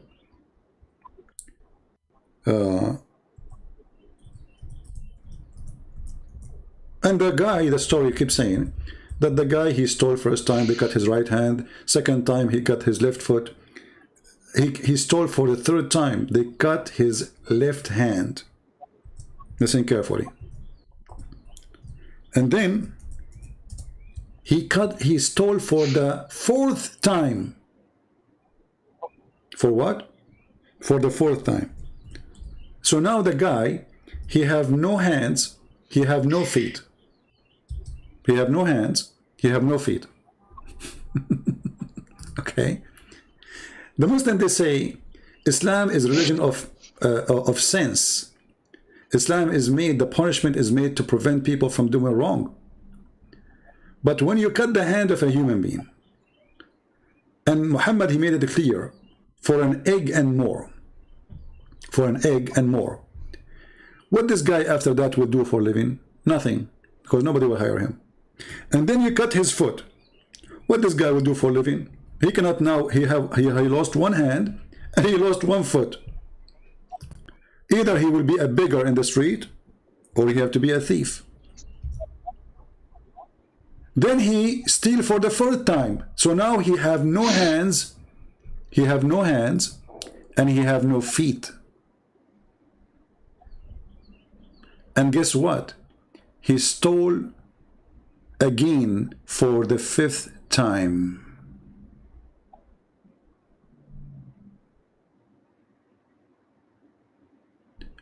Have you ever heard of a stupid story like this? How the guy, he have no feet, he have no hands, and he stole for the fifth time.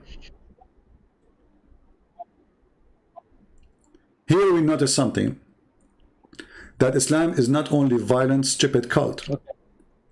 Islam is a stupid, disgusting cult, practicing what the Arab before Islam, they used to cut the hand of the thief. This is the practice of the pagan Arab. But the Arab, they were smarter than Muhammad. They would not keep cutting your hands and your feet. I mean, the guy he have now, I mean, who in the world can believe in such a garbage story? They want to make Muhammad, he knew what he would do. Muhammad is God. So Muhammad, he knew that at the end we have to kill him. So they come with a story saying that we brought the guy, he stole first time. The Prophet said, kill him. He said, Prophet, but he just stole. He said, okay, cut his hand. So his right hand was cut off. And then he brought second time. And Muhammad, he said, kill him. Muhammad right away, he want to kill the guy. Okay, here you see even Muhammad is being unjust. I mean, are you ordering the killing for somebody just for a theft? Is Muhammad claiming that he is God, he knew the future? And even if you know the future, well, if God who knows the future, who knows future more than God, then he should kill me before I do all my future. So Muhammad says, kill him. They said, but the Prophet, he commits sin, he commit theft. So Muhammad said, okay, cut his left foot, because they cut his right hand already. So the guy now, he have no hand, right hand, he have no left foot. He brought for the third time. I don't know how this guy, he kept stealing, how he can do it. I mean, the guy cannot even walk around. He brought for the third time, he said, kill him. But the people said to him, but Prophet, he commit theft. And then he said, okay, so cut his left hand off. So now he have no hands at all, and he have one foot left, the right foot. Okay. And then they brought him for the fourth time. And Muhammad says, kill him. The people says, but he committed theft. So they cut his foot, the last foot he have. And then he brought him for the fifth time, and not the crime is a theft. I mean, who is a crazy in this world who will believe that a guy, he have no hands, he have no feet, still he can steal? And then he stole for the fifth time. And what is the solution? We kill him. Yeah. So Islam is, you know, I believe because Islam is terrifying to you, you are afraid to just let it go. You agree that Islam is false. You agree that Islam is stupid. You agree there's nothing makes sense there. You agree this is not about justice. But because you're afraid of the consequences of the mafia, of the gang, of the terrorist, you're afraid of your family, what they will do to you if you tell them that I am out of Islam. But my friend, with the Messiah, you have no fear. You see, they put bombs for us in the church, we will go tomorrow. They kidnap us, they kill us, they cut the head of a priest, we will go and believe in Christ. People in the time of Christ, they used to be thrown in a hellfire. Even the Quran actually speak about people of Ukhdud. Ukhdud is like there's, you know, they I don't know what the word in English. Like they dig a tunnel in the ground, or let us say a hole, and then they put fire in it, and then they bring the Christians and they say to them, stop believing in Christ, otherwise we will burn you. And this can be found in chapter 85, verse number 4. You can read from verse number 1, 2, 3, 4, etc. So those Christians who believe in Jesus, they accepted to be burned alive and not to deny Jesus. This is the Quran witnessing for that. And this is a proof that Muhammad is a fraud. Why? Because how somebody believe in Jesus, true believer in Jesus, to the point he is willing to be burned alive, but yet not to deny Jesus, he will accept to corrupt the Bible. You know what I mean? Imagine, I am willing to jump in a fire alive and not to deny Jesus. And then you accuse me later that I am a person who is willing to corrupt the Bible and we corrupt it? Who is stupid here? A person who is willing to die from his heart. The story witness that with Jesus you have no fear, my friend. If Jesus really in your heart, even if they put a bit of fire in front of you and they say to you, deny Jesus, you will not deny him, and fire will make no harm to you. And when I say no harm, doesn't mean you will not die. No, you will die. But Jesus said, my friend, whoever believe in me and die will live. He said, fear not those who destroy your body, but those who destroy your spirit. So my friend, your spirit is more valuable than the body we hold. This body is temporary. You and me, I don't know how old are you, don't tell me. But sooner or later, you will die and I will die. The Lord, he says, let the dead bury the dead. So are you going to wait until you are dead to accept the Messiah? It's going to be too late. So I invite you, my friend, to accept the Messiah and be the same as those, even the Quran witness about them, who will not even fear fire and death, burning alive for the sake of the Messiah, for they knew that he is the truth and there's no death with him. So I invite you, my friend Tofiq, to accept the Messiah as your Lord, as your Savior right now.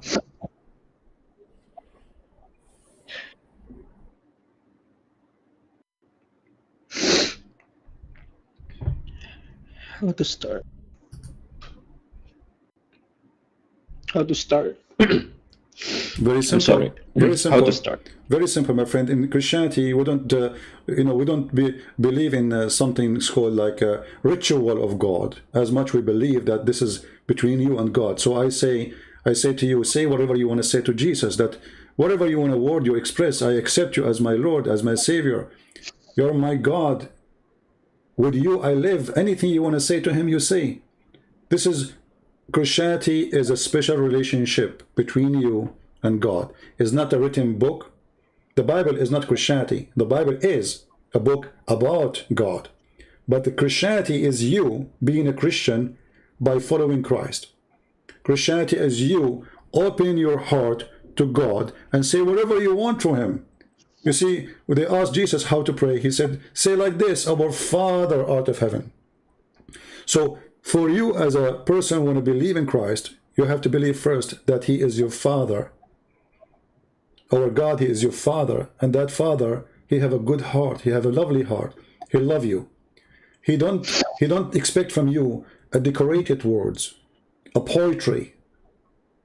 You do not need to dress amazingly. He is your maker. He made you wonderful. So you speak to him as you wish. You say to him as you wish. As long it's from your heart, it does count. Anything is just a repeat, like Shahada, is false. So from your heart, what do you like to say to him, Tofiq? Do you accept him as his Lord? Are you willing to say to him, Christ, you are my Lord, my Savior, I accept you? Say whatever you want. Go ahead.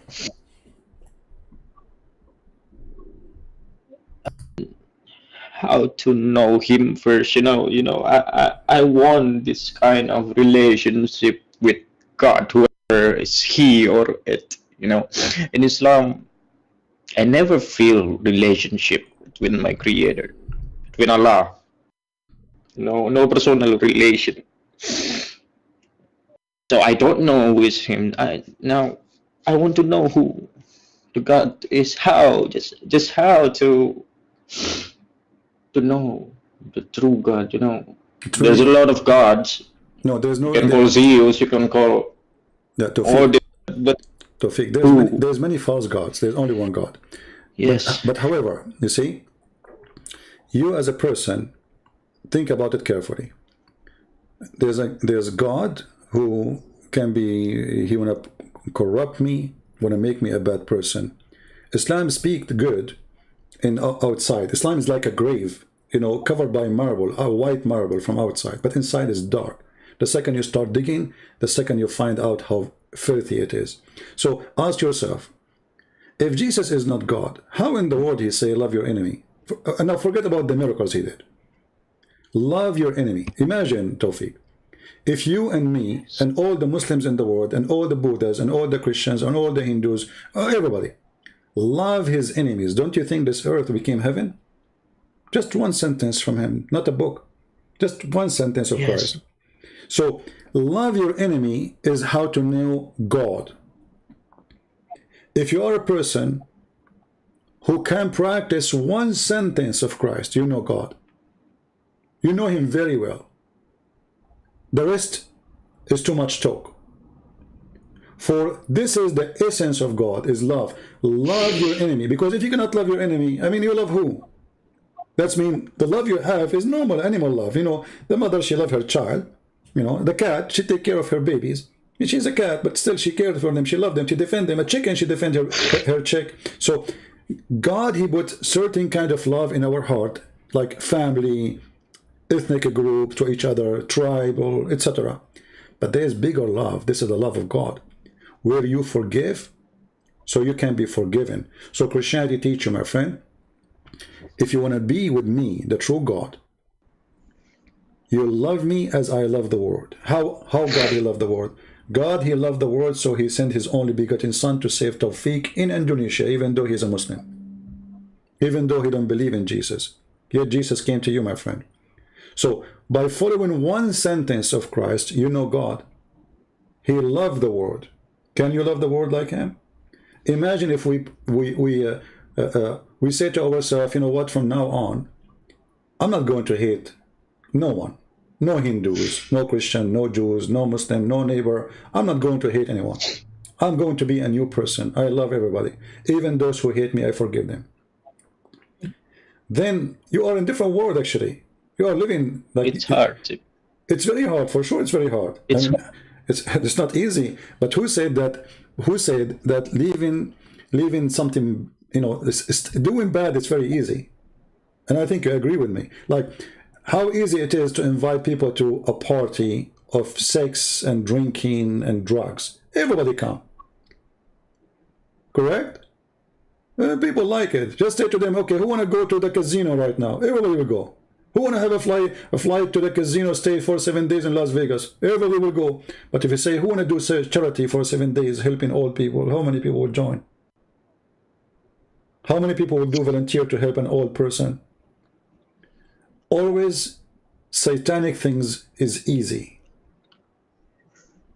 Very easy. Shooting a man or shooting a woman or raping a woman is not really hard. I mean, it takes you some physical action and the guy is dead or the woman is raped. But fixing it is very hard. Actually, you cannot fix it. You can burn a house in a second, but it takes you years to build the house. So nobody is saying to you it's going to be easy. We are not promising you a heaven of flowers around you if you became a Christian. We are saying to you that with the Christ you will be a born-again person. And born-again person mean you will still have the same flesh. You will still have the same face. You will still have the same skin. But with the Christ, you are a new human being, for you see things differently. For you see people around you differently. For even if you are a Christian, you have to love the Muslims. You don't hate them. We don't hate them. We shall not hate them. Even those who says, we want to kill you, we want to... Still, I know that they are fool. And the devil, he deceived them. They need help, not penalty. So with the Christ, my friend, you will see how different the level is. You go up with the Christ. You go down with Muhammad. Muhammad, you go down, he take you down to your belly and down. Christ, he said, be holy like your father. Be what? Be holy. He's asking you to be holy like God. I mean, come on, asking me to be holy like God. How I can do that? So the mission is impossible, but it's the way to do things, to get better, to go higher. With the Christ, he wants you to go up to his level. He wants you to go up. With Muhammad, you go down to the belly and stomach and private part and sexuality. With the Christ, you are noble, you are high. You seek holiness.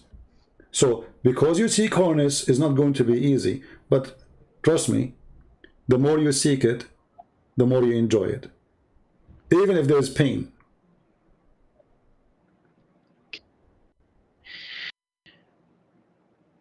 Would you like to pray for me, Siti? I will pray for you, and I will ask all the 1,000, 200, 300 people who are with us live now to pray to our friend Tofiq. We pray to the Lord from our heart to keep him safe, to open his eyes, to guide him, to show him the truth. And he said, I am the truth. I am the light. I am the way. I am the door. Knock at me and I will open for you. So my brother Tofiq, you knock at the door of Christ and he will open for you. It doesn't matter how rich, how poor you are. It doesn't matter if you are white or Asian or black. We are the children of God equally. Nobody is better than anyone. No white is better than a black, and no black is better than Asian, and no Asian is better than any. All of us, we are equal, for we are the children of God. So knock at his door, my friend, and for sure we will pray for you, and we'll pray for everyone who need the prayer. But there's something always you need to remember. We don't practice fake prayer by time. We pray from our heart. So Tofiq, you pray from your heart, because you are the one who is in pain, and your prayer is priceless, more than somebody do not know your pain. Nobody can feel you, my friend, save the Lord. Whatever you explain to me about how sad you are, how upset you are, I will not feel it, because I'm not you. But the Lord, he can feel you. The Lord, he knew what is in your heart, and he knew if you are truthful or fake. If you believe, if you believe in him or you don't. If you are praying to him from your heart or you don't. So whatever you want in your heart, say to him anytime, not necessarily in certain time. Anytime you are in the bus, you can pray to the Lord. You are standing, you are sitting, you are sleeping, anywhere you can do so. For the Lord is always with you. But are you with him?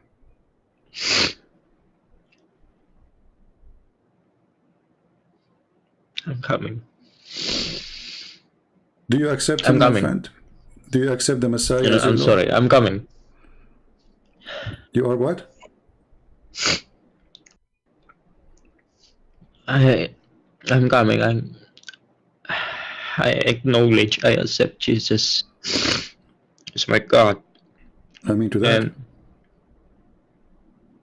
I don't know, my friend, I don't know, my God, my friend, my Father, my Savior, and my calmer, my comforter. Please comfort me, God.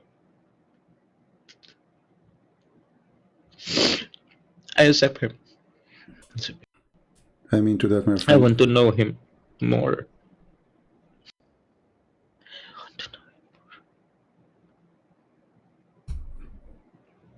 I'm very happy for you, Tofiq. Praise the Lord, that's he help you today, not me. He opened your heart and your eyes. He's holding you from your hand, and whoever believe in me and I will never taste death again. So my friend, today you earned life with Jesus forever. The Lord of all lords, the King of all kings. His name is holiness. His word is ever to live, and you will live with him. We pray that, and I ask all the people here to pray to our brother Tofiq, who is crying from his heart. I'm trying just to give him a break. Pray for him that the Lord will strengthen him, for the mission is hard. Maybe many of you do not know how hard it is to be born of a Muslim family and now you became a Christian. They will discriminate him. They will hate him. They will do whatever they can to stop him. So he needs your prayer, he needs your support. So we pray to the Lord to support our brother here. Don't fear them, Tofiq. Don't let them put fear in your heart. You are victorious with Jesus. I'm just showing you in front of you a verse in the Quran, witnessing that we, the Christians who follow Jesus, we have no fear even from fire. We have no fear from death. We have fear only from our sin. We have fear only from our corruption. We have fear only from being bad, following someone like Muhammad. And you need to know that the Lord, he knew that you are not perfect. And he knew that you are a sinner. But guess what? I'm a sinner too. But as a Christian, Christianity is a project of holiness. You work toward holiness, but you are not holy. You do your best to be holy, but you are not holy. This is why the Lord, he says, be holy like your Father. It's a project you work in, and today your project just has started. And I assure you that from now you are a different person. Anything else you want to share, Tofiq, with the people here? Do you want to say anything? I don't know. I feel finally, you know, I'm free. I feel like, you know, Islam is a burden for me to stay being a Muslim, even though I know it's false. It's garbage, you know. It's just every day I'm thinking, why I'm still Muslim. I was still Muslim. Why? Just because I'm afraid. Just because I love my parents and I don't want them to be sad. So how to tell them, CP? I mean, you know, my parents is not an educated person. They just graduate from elementary school, I believe. And how in the world I tell them? First of all, you just said something very important, that you are not educated.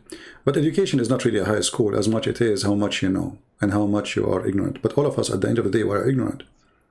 Yeah. But ignorance have level, you know. Human being is always going to be ignorant. Doesn't matter how much he knew. But there's a level of ignorance. However, you need to remember always that your education is not about knowing science and is not about knowing how the world is created. You know, this is not really your job and not my job. My education is, how does God, He made me a different person. If they don't believe in this God, say to them, then explain to me how this God changed me. When a person, he go to jail, he convert to Islam. Why?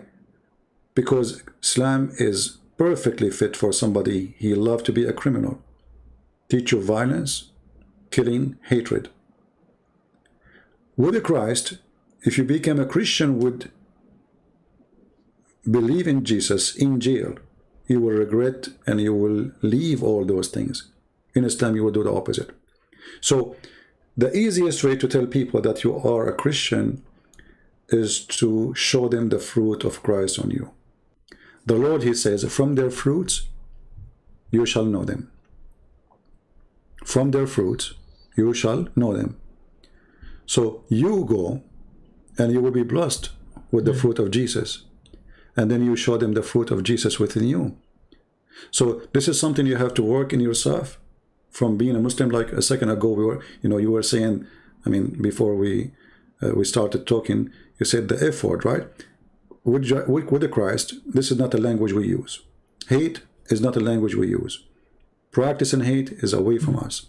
You have to forget about all the bad things used to be with you as a Muslim. For today, you are a new person. You are totally a new person. And this new person is not going to make speeches about him being a new person. It is your fruit who will show the quality. Your quality is what is the message. How we knew that Jesus is God. Is that a speech? You remember you said that Jesus have no sin, right? So what if Jesus, a person, he used to make good speeches, but he do sin. He speak good, but he do bad. That will not be the one we are looking for, right? So your fruits is the best message. Yes, Muhammad. Yeah, you do not, the fruits. The fruit is very important. A person without fruits, a faith without fruit is a dead faith. So for you, I encourage you to read more from the Bible. We have the Bible, when we say the Bible have 4 books, those are 4 writers that's speaking about Jesus, giving you, let's say, 4 dimensions of the story of Jesus and what Jesus said. And if there, I know somebody might say to you, Why they are not exactly the same? Because if they are exactly the same, there's no need to write 4 books. One is enough, you know. It's going to be copy for each other. So I invite you to start reading. You can start from the book of Luke or John, it doesn't matter. But I advise you, when you read them, read from your heart, not with your eyes only. You know, the best way to know, even about history, is to imagine yourself there. Like you close your eyes, you imagine I am there. Like there's audio for the Bible, as an example. You can just imagine yourself listening to those verses about Jesus speaking. Imagine yourself, you are there. And think about how deep his words, and you will notice something very important with Christ. That something he said 2,000 years ago is touching you today. It's amazing. You know, I did read the Bible many, many times. And each time I read it, I find myself reading something new. But it's the same words. It's not reading a new book. It's not, I mean, it's the same book. It's the same sentence. It's the same story. But because this is a very spiritual book, speak to you based on your situation. You will see your image there. You will see your story there. When a man, he's blind, he said to Jesus, help me, Lord. And the Lord, he says to him, what do you want? But the Lord, he knew what he wanted. He said to him, I want to see. So what about you and me?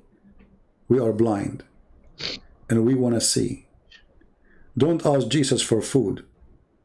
He is your provider. Don't ask him for money. That is not going to give you salvation. Ask him to see. So all of us, we are blind. All of us, we claim knowledge, we claim to be intelligent, we claim to be smart, but we do the most silly, stupid things ever. Our life is full of stories of stupidity. But there is only one who don't do that. Is the one who make us see. So my friend, I want you to continue, or let us say, a continue journey with him by reading his book, learning about him, and at the same time, always think about yourself as a person who spent his life blind, and he just opened his eye, and that and light will hurt your eyes because you were blind. You were blind, and I was blind. So when we open our eyes for the first time, the light will hurt us. The light will not be easy. Never was easy. And remember one thing. Never deny Jesus. The Bible says it clearly. Who is the liar? But who he denied Jesus is the Christ. Who is the Antichrist? He is the one who denied the Father and the Son. So make it clear to yourself that whatever happened, I will not deny him, for that will make me follower of the devil. And this is a very simple advice I say to you. And me, myself, I cannot tell you to be better. You know, just remember one thing, my friend. I'm not saying to you, I'm better than you. If I'm a Christian, doesn't mean you are, I mean, okay, you are just a new Christian, and I am supposed to be an older Christian. But does that mean I'm better than you? No. The best of us is the best of fruits we bring to Jesus. And the fruit is loving our enemies, serving everybody around us. Be good to your parents, be good to your neighbors, be good to your enemies, be good to everyone. An enemy who hates you, he hates you because of his ignorance. If you help him, maybe he will love you. You do your duty. You fight hate.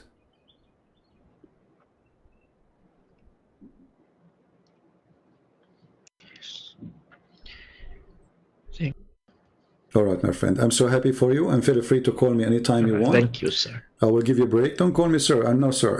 I'm nobody. You know, and there's always something I want you to remember too. No worries. Any language you used to use before, when you were a Muslim, forget about it. This language you use, like Alhamdulillah, Bismillah, you know. And I know that in the Indonesian Bible, the translation, they use the word Allah. Don't use it. Allah is not our God. You can download the Bible. You can download. Use Allah. Correct. This is false translation. This is translation. This is not really a Bible. Even in the Arabic Bible translation, they have the word Allah too. This is a false translation. So what you can do, you can download the Bible, put it in Microsoft Word. Any word that says Allah, put Lord or put Jehovah. Get rid of it. One click by your my mouse in the computer. Anyway, my friend, thank you very much for calling. We are so happy for you. God bless you, and we will pray for you. God bless. Thank you. Thank you. Thank you so much. Take care. And by the way, call me if you have any questions. Anytime. If I am live on air. All right? Sure. Okay. Take care. God bless. Take care. Yeah. All right. Well, I thought, I thought he is going to debate me, but it turned to be something else. Do we have any Muslim would like to call us?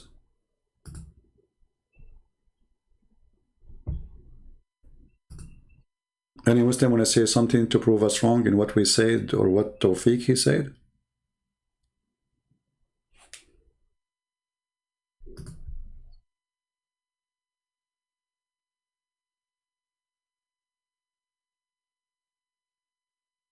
Any Muslim?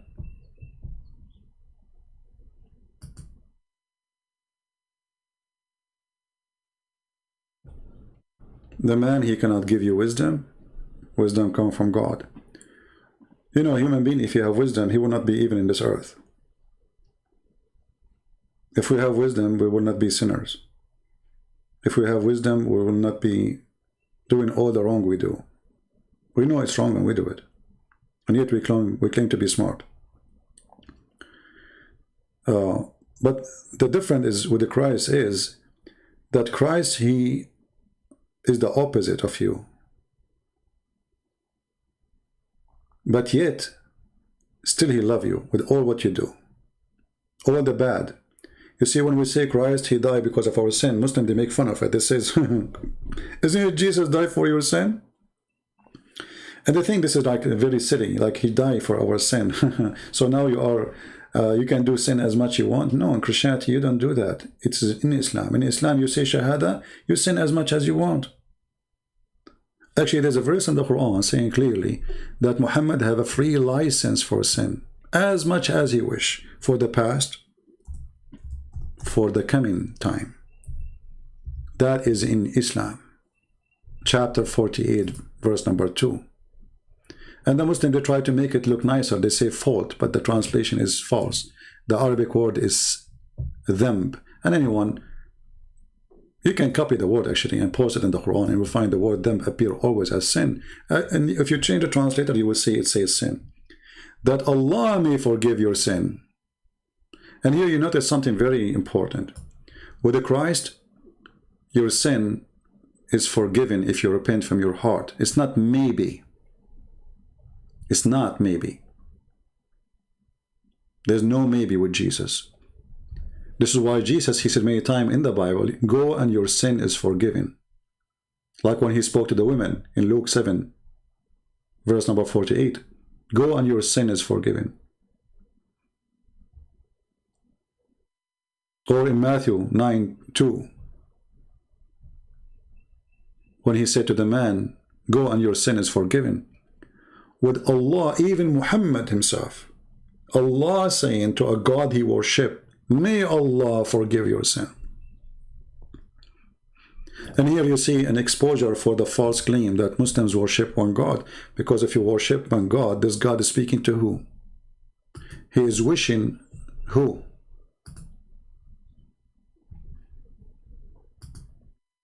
Tofiq, he insists to call me sir.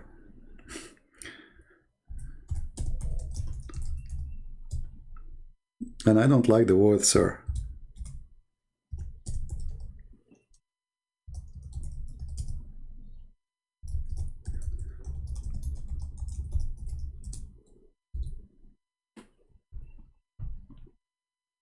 You are my brother. And maybe you are even better than me. You never know. So here you notice the verse in front of us. An open license for corruption. May Allah forgive your sin for the one in the past and the one in the future. In different verse in the Quran, it says, Allah forgive all sin.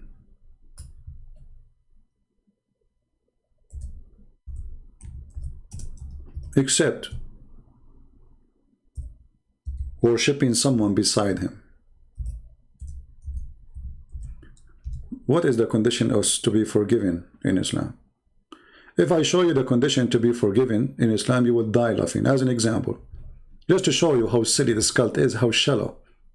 Can you believe that there's a person, he says to you, if you say a certain word 100 times, Allah will give you whatever deeds? Can you believe this religion claim if you recite glory to Allah and praise him 100 times,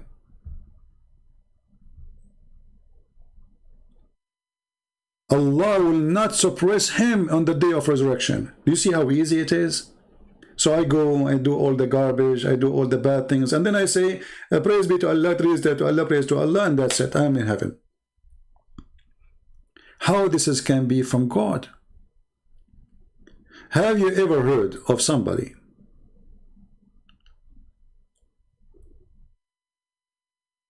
saying that if you touch a stone, you go to heaven? Jesus did not say, I forgive your sin. Spoke as a prophet.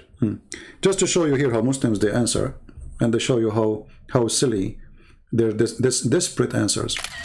Okay, my friend, let us put what you said to me. Guys, Jesus, he did not say, go and your sin is forgiven. Who is saying that? Dangal from Indonesia.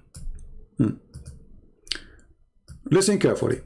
Jesus did not say, I forgive your sin. He spoke as a prophet of God. Okay, Abdul, I will go with you. Show me where your prophet, he said to somebody, as a prophet of God, your sin is forgiven. Go ahead. In the verse in the Bible, Jesus said it clearly, go and your sin is forgiven. With no question. Show me where your Muhammad, he says, go and your sin is forgiven. And you know, the funny is that a Muslim, he want to tell you what Jesus said.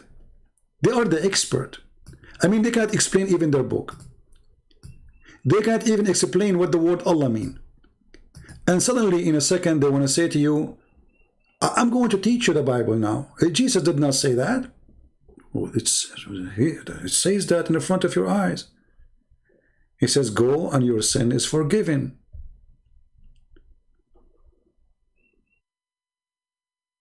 Why people, they are lying to themselves? You're not lying to us, by the way. You are lying to yourself.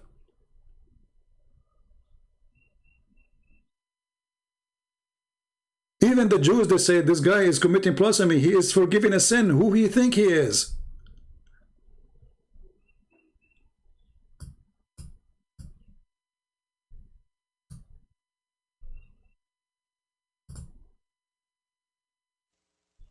Matthew 9. And he entered into a ship, and passed over, and came into his own city.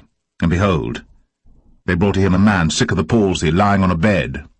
And Jesus, seeing their faith, said unto the sick of the palsy, Son, be of good cheer, thy sins be forgiven thee.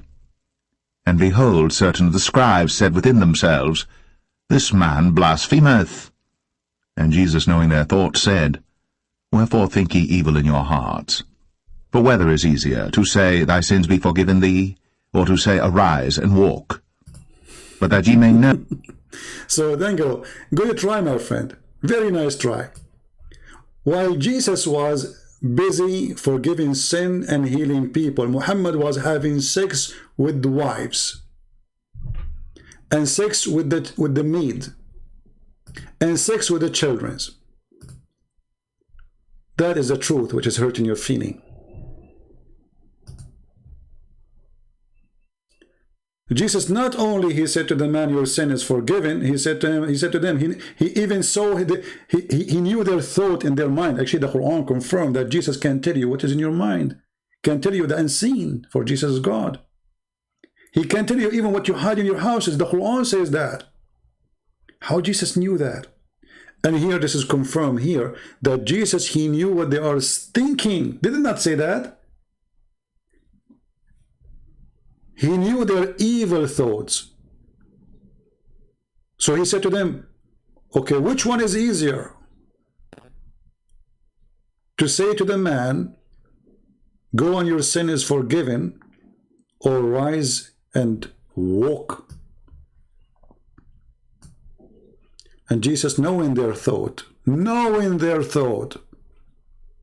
said, wherefore think ye evil in your heart? He knew what is in their heart. He knew what they are thinking. They did not even say a word. What they say that he is doing blasphemies against God. How? For he is forgiving sin.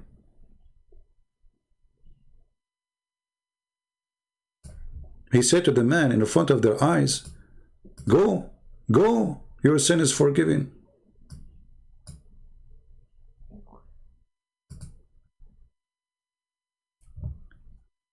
The desperate Muslims trying to defend the desperate Muhammad who tried to commit suicide many times.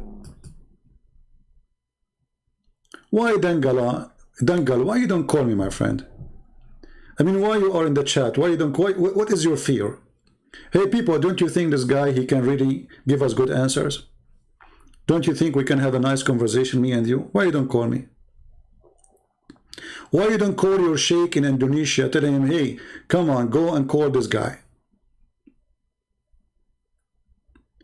In the same time, I'm waiting for the Muslim to tell me, when Allah, he said to Allah, may Allah forgive your sin, who was talking to who? Is that Allah talking or Allah making a wish to other God? Any Muslim can tell us? Have you ever heard, okay, hey Christians, did Jesus say, imagine,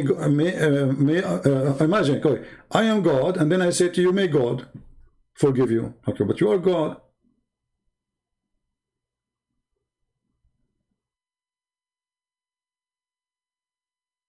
And the funny, what make it more funny, not only he is saying may God, he is saying may Allah. That is the name, that is a personal name of this God.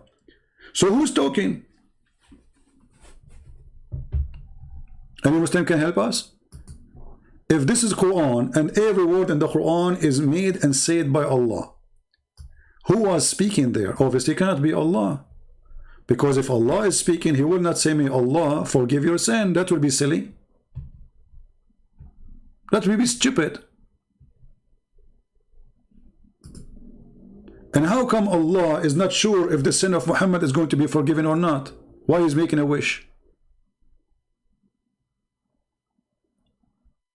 This is chapter 48, verse number 2. And this is your translation. And for me, I do not need translation. In Arabic is my first language.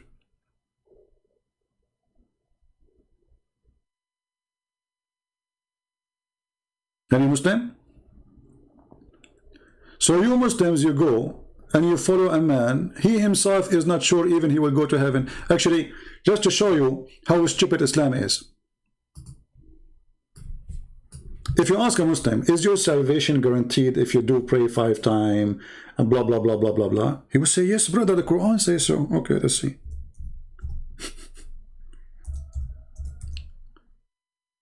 Are you saved by your deeds, Muslims? And your deed is very evil, actually. I mean, what kind of deed those deeds is? Based on raping women and killing children and kidnapping and stealing. No one amongst you, and here you see the Muslim trying to hide the truth. They say, none amongst you, the Prophet said, who his deed alone, the word alone is not exist in the Arabic word. Here.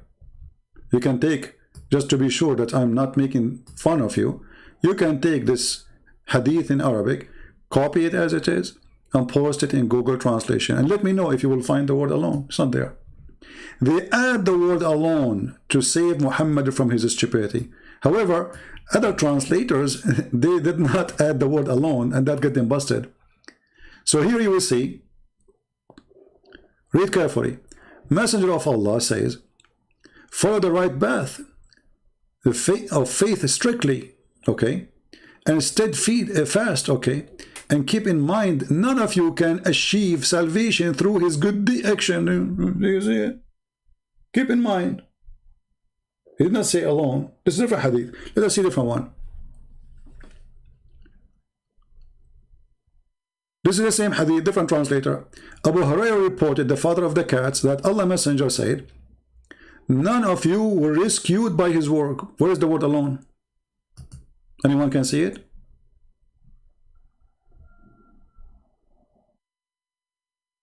How I do answer when Muslim they say there's a contradiction with Jesus' family tree.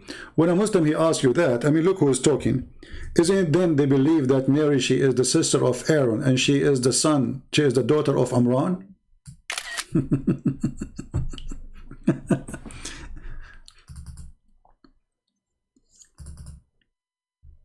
You see, Muslim they play the game hoping that you are ignorant. And yes, you know, many of us, we are ignorant. Don't be upset. You will be upset if you stay ignorant. So when the Muslim, there's a contradiction in the family tree of Jesus. First, Jesus have no family tree. When the Bible speaks about Jesus as born of Mary, born, there's two branches. One through his father, the physical father, which is the husband of Mary. Remember, Mary, she was engaged to Joseph. Joseph, based on that, by birth, he is the father of Jesus by birth. So if somebody says Jesus, he is the son of Joseph, he is not lying, because he is married to Mary, and this is when Jesus, she gave birth to him. So for the Jews, this is why the Jews did not accuse Mary of fornication, because simply she was engaged, which means she is married according to the Jewish tradition, but there is no sexual intercourse yet. The Muslim, they call it Katbul Kitab. This is a Jewish practice. So you write her book, she's engaged.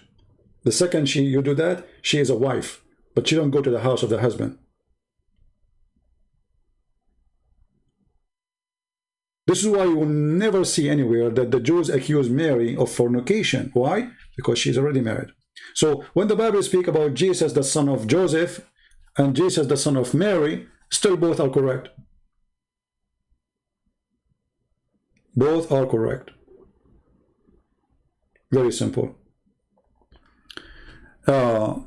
Like, as an example, the Bible speaks about Elizabeth, the mother of John the Baptist, that she is the daughter of David.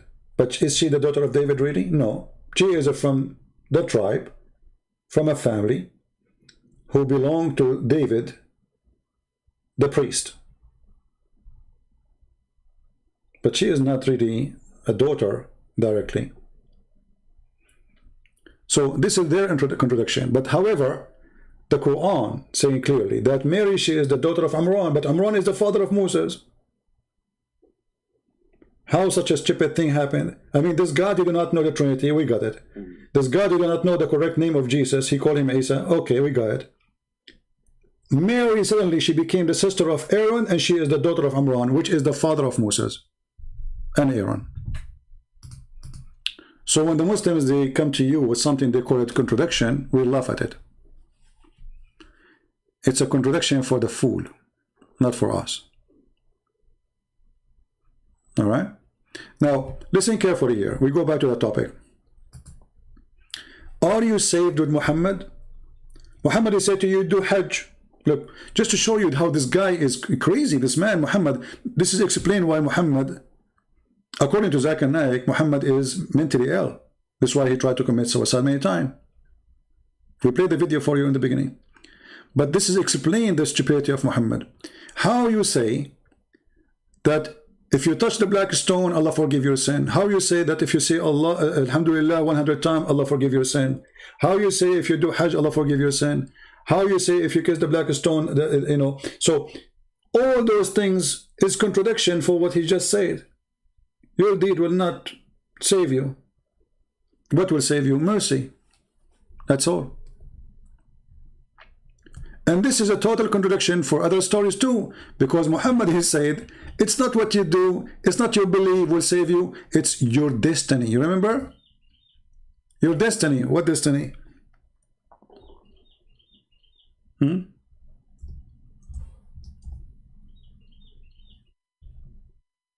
Destiny. Everything is a destiny. It's not your choice. It's not what you do. Read carefully. This is Sahih. This is Sahih Hadith. This is very authentic. So, how you go to heaven, how you go to hell, What make you go to hell? Is it your work in Islam? No. Is it because you don't pray? No. Is it because you commit sin? No. It's destiny. All the hadith in front of you proving that. All of this.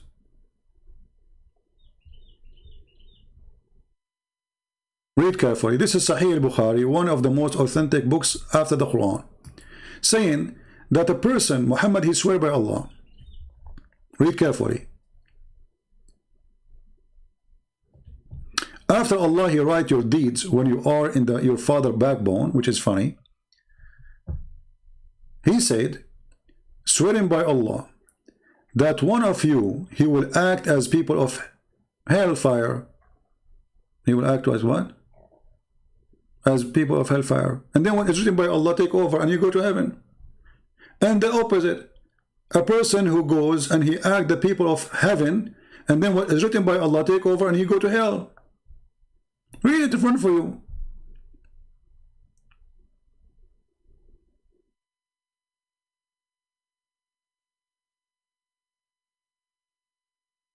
How this can be a religion? Who want to believe in such a madness?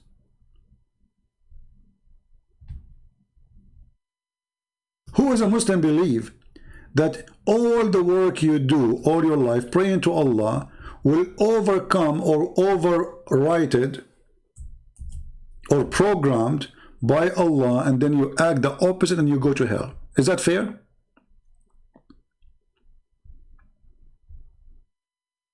Is that fair, Muslims? Read carefully. By the one, Muhammad is swearing by Allah, by the one other than whom there is no deity, verily one of you perform an action of people of paradise, okay, until there is an arm distance between him and paradise, okay. So now you are praying, you know, you are killing, doing jihad, you join ISIS, you join Al-Qaeda, you kidnap some Christians and Jews and Hindus, brother, and then has been written, overtake him, and he act the action of people of hellfire, and then he enter it. Look at this madness. Do you see it? Who want to believe in this madness? Who is a Muslim believe in this garbage? Be honest with me.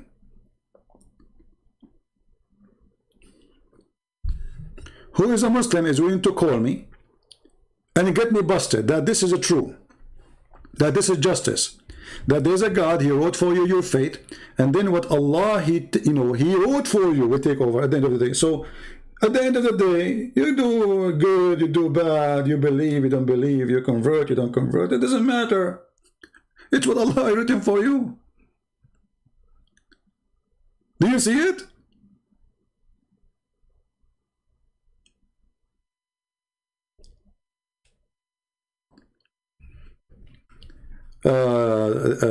Tofiq is asking me a question if he can call me after streaming. Not today, my friend, because already I'm tired from talking for long. But he asked me, he want to ask about Christianity and Catholicism. My friend, there's nothing called Catholicism, and nothing called Protestant, and nothing called Orthodox. Christianity is a Christianity. Christianity is following Jesus. So don't be confused. Catholicism is a name of a school, let us say, a group of people who agree upon something, but all of us, we agree in the same thing at the end of the day. I'm not a Catholic, but a Christian person is a person who believes in Jesus, the Son of God, believe in the Father, believe in the Holy Spirit. A Christian person who believes that Jesus, he came to the earth as a man. He came to save us. For God, he loved the world, he sent his only begotten Son. And all the churches believe in that. A Christian is someone who believes that Jesus died in the cross for us, and he is up in heaven, and he is coming back to save us and to be the judge in the judgment day. So Christianity is not a church name. It's not. It's not a church called Catholic. It's not a church called Orthodox. It's not a church called Protestant. Christianity is Christ. Whoever believes in me and die will live. So don't believe in a priest. Don't believe in a bishop. Don't believe in Christian Prince. All of us, we are sinners. Follow God, my friend. That is the Messiah. No other name beside his name. No holy beside his holiness. No truth beside his truth. No bishop, no prophet, no one. The Bible says there's only one master. There's only one master. And that master is Jesus. I'm answering. Okay. There's no master beside the Messiah.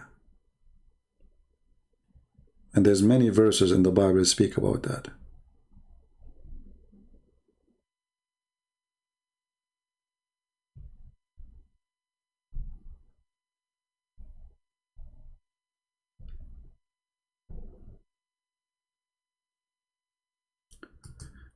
So, you know, I ask all the Christians always to remember one thing, that men, they have their own answers, and God, he have his own.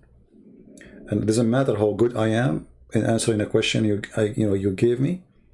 The best answer is the Lord himself, the Bible, the Word of God. It's not a priest. It's not a bishop. It's not even a prophet.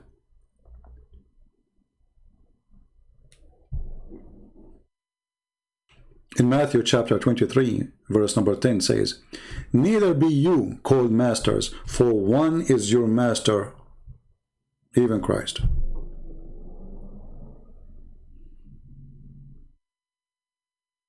And Christ, he have his authority as a son of God. He said that everything I have is given to me from my Father. So those who propose themselves as masters of knowledge, masters of belief, masters of, they give themselves authority. Their authority can be accepted as a limited authority of people of knowledge who they knew better than us, let us say. Let us say there's someone, he spent his life studying the Bible. So I say, okay, you have authority by knowledge, but not by God. The authority only belongs to God. Anyway, follow the Messiah, don't follow the man. You follow the man, you will be disappointed. You follow me, you will be disappointed because I'm a sinner. Anyone who claims to be holy around you in the world is a liar. Anyone, no exception. If you ever meet a man, he screams for God, worship God, and he don't admit that he's a sinner, he's a liar. For those who scream for worshiping God, the first thing she should do, they should follow God themselves. But yet we know that every human being is a sinner. Now, do we have any Muslim want to say anything?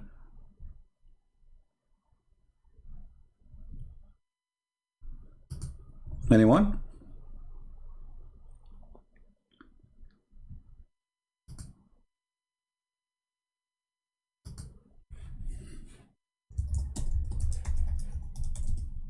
I think Tofiq did not hear me.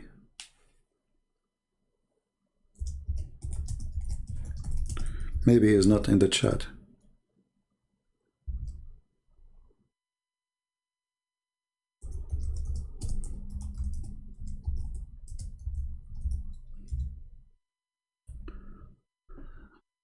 Anyone?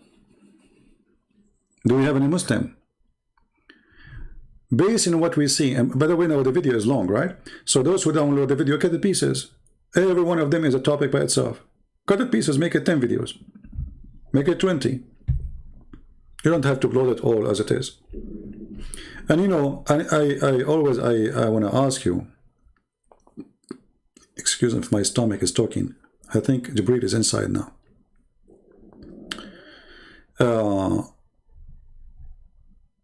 How to prove that terrorism is Islam? They're very easy. Here we go.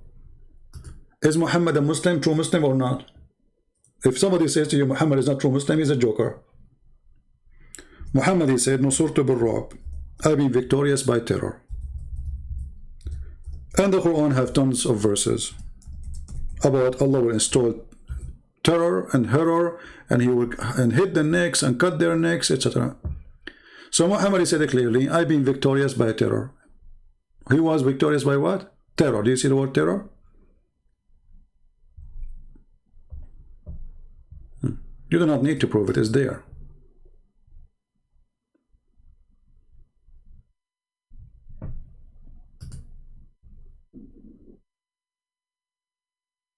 Yeah, so to answer Tofiq, now he's listening.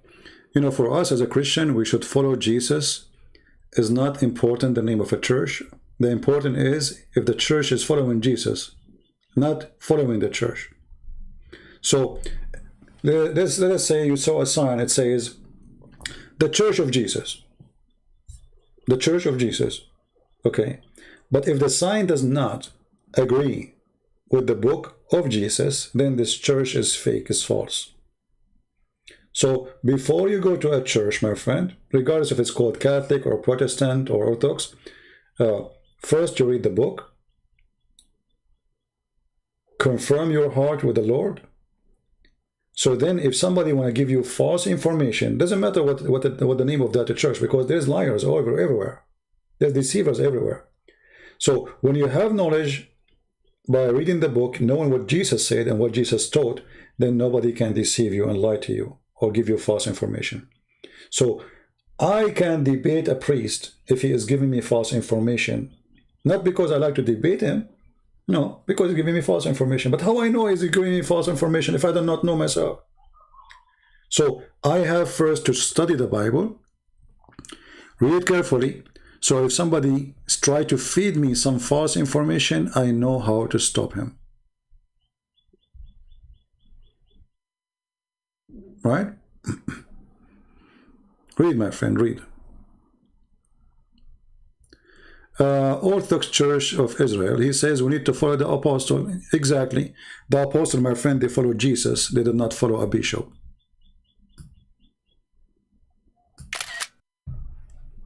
You just gave yourself the answer, my friend.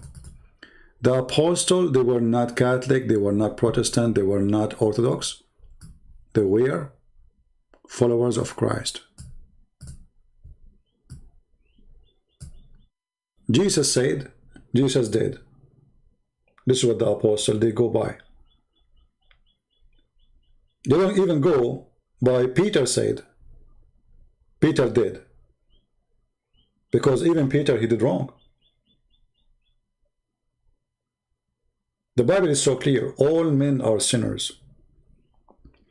Those who follow bishops, they belong to bishops. Those who follow Jesus, they belong to Jesus. So why you want to avoid the important and follow which is not there? The Lord, he said, let the dead bury the dead. Your bishop is dead. Sooner or later. We follow the living God, the Messiah. No other name.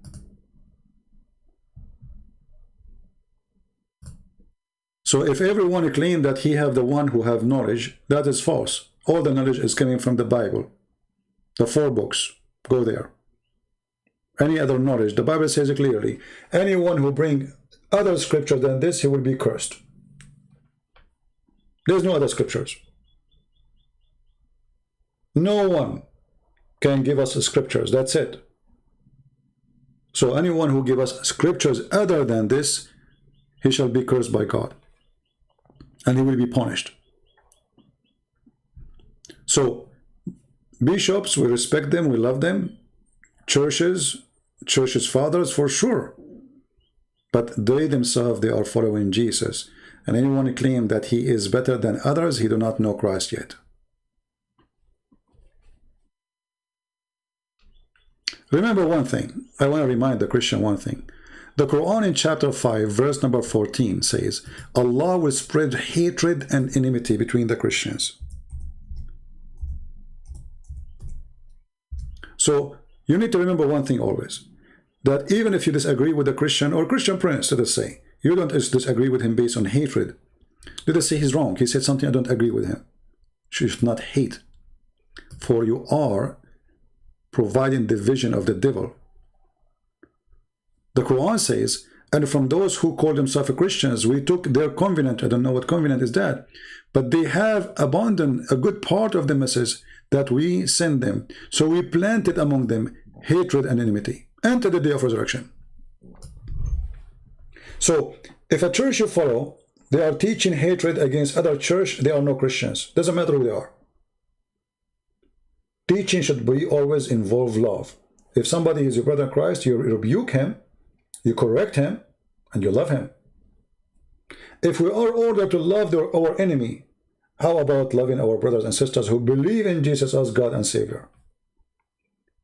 And remember carefully, if there is somebody, he is a Christian, and let us say he's wrong about some ideas. Let us say, you know, there's difference. The Christian, they differentiate about icons, as an example. Protestants say we should not have pictures. Catholic, they say it's okay. Orthodox, they say it's okay. Okay. Regardless who is right, who is wrong. I mean, from all the wrong we do in our life, all the stupid things we do in our life, suddenly this has become the most important thing to be judged by. So God will forgive you for forgive your adultery. God will forgive you even if you became you was a killer like Paul. Paul was going after the Christian to kill them.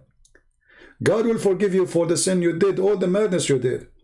And then he will not forgive you because you made a picture for him, because you love him, even if it's wrong. So use your common sense and don't be silly. The devil is trying to divide us. With Christ, we are united. With Muhammad, we are divided. So don't serve the devil. Serve Jesus.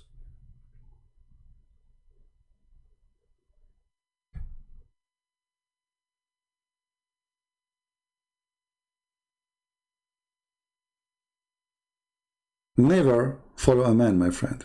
Bishops are men. I am a man. Men. You know, just to tell you how men are smart. You know, they say women are stupid, right? And men are smart. A woman, she is walking, you know, with short skirt, the man's brain will fly. That's it. His brain is gone. Like, where's your eyes? Flying. What happened to the wise man? What happened to Buddha with the big belly?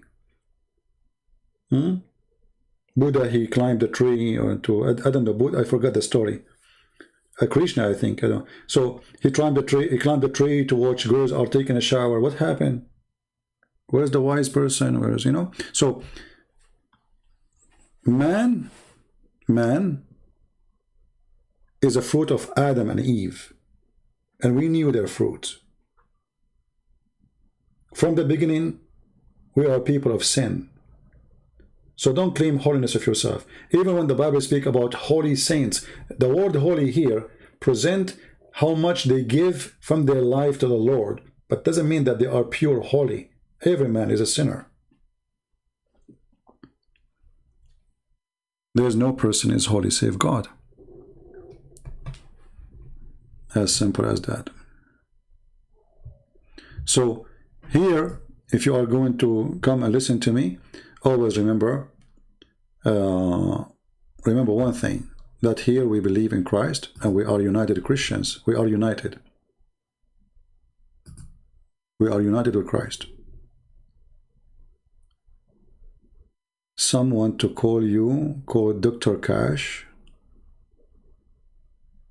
Okay, he can call me, my friend.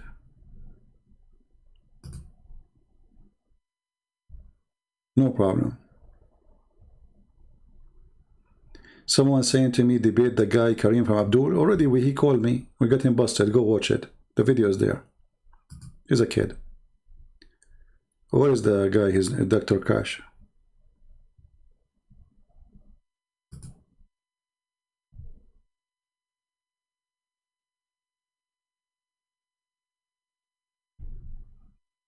There's a person saying there is a person, Dr. Cash, want to debate me. Dr. Ash, sorry. Ash.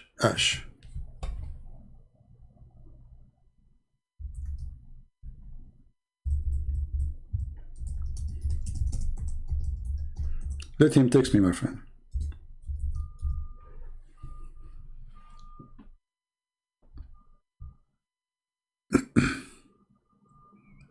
Anyone?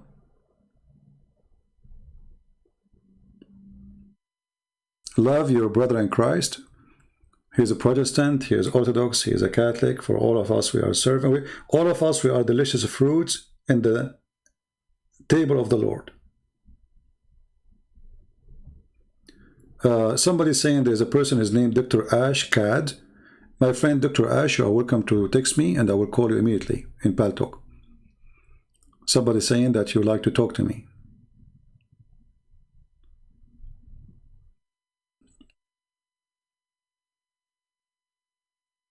Are you there, Mr. Dr. Ash?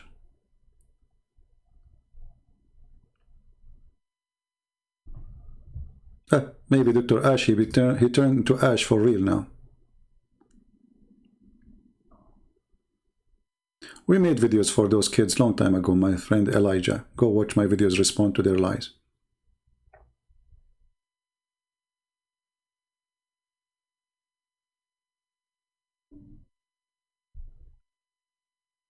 Any Muslim? And remember one thing, that always Muslims are victorious. Doesn't matter. Like, this remind me when Muhammad, he went to war and he got spanked badly. Why? Because his God told him that if 100 of you fight 1,000, they will win. The Muslim, they went to the war, they lost. But Muhammad still is victorious, don't worry, you know, it's okay. Have you ever heard of a God? He promised him that 100 of you can fight 1,000, and it doesn't work. And then he made an excuse right away. He changed the verse. O Prophet of Allah, urge the believers to fight. If there is 20 steadfast person among you, will overcome 200, and if there is 100, will be steadfast with the, you know, will overcome 1,000. Okay, they went to there, they got spanked, they lost. And Muhammad, he told them he saw a dream that the number of the disbelievers are small, and you will believe, you will win. They went there, they got busted. Then right away, Muhammad, when he came back and he heard the news that they lost, look what he did. Now Allah has enlightened your task, for he knew that there is a weakness on you. Now you know his weakness. I mean, the verse before it, there's no weakness. Now he knew. And look how the number changed. From 100, they come fight to 1,000. I mean, look at the exaggeration of stupidity. Brothers, sisters, Christian Prince, he can find 1,000 alone. Yeah, come on, man. 1,000 men? Yes, I can even, like, even without by moving my finger. I can't, yeah. Oh, you know what? It can happen if God is with you. I believe in that. I believe if you are a person and God is with you, even by a toothbrush, maybe you can go, because the one is doing it is God, not you. But here, this is God talking. And he is saying that now he found out that you have a weakness of you. So if there is 100 steadfast person, they shall overcome 200. So from 100 to 1,000 to 100 to 200. Do you see it? Through God, even if you are one person and there is the rest are 7 billion, if he grants you victory, you are victorious. That's what God is about. Correct? What 100 and 200? Either God will give you victory or not. And what about God now? He found your weakness. Where was God last week or yesterday? Where are you, Mr. Ash? Look like Mr. Ash, he turned into ash for real.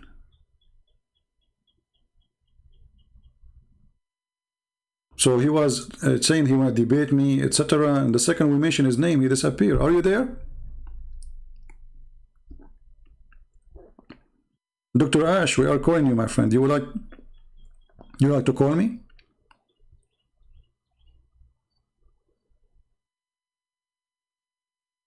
I think he's overburned.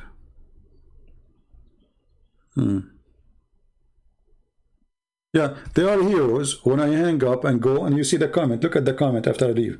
Christian Prince knew nothing. We got him busted. The brother, etc., etc. He got him busted. Where are the heroes, brothers and sisters? Then why didn't call me? I will call them. Where is your brother and sisters who can refute me?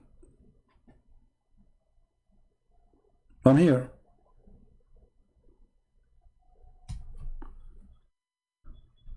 Can you help me with key in E hadith? I don't know what does that mean, my friend. What hadith? Last call before we go. I'm here for many hours and my knees will hurt me from sitting all the time like this. Come on, I need some snack, and otherwise I will going to be boring. Any Muslim? Who wanna make a clear challenge, like something, like make people excited, like they will see someone he can crush Christian Prince.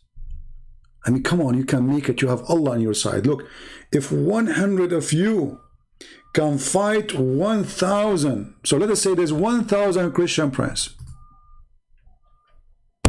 That's mean 1 to 10. So one Muslim can destroy 10 Christian Prince. The Quran says so. Don't you believe? Don't you think Allah will send us a Muslim, one Muslim, he can destroy 10 Christian Prince? Is that a mission impossible?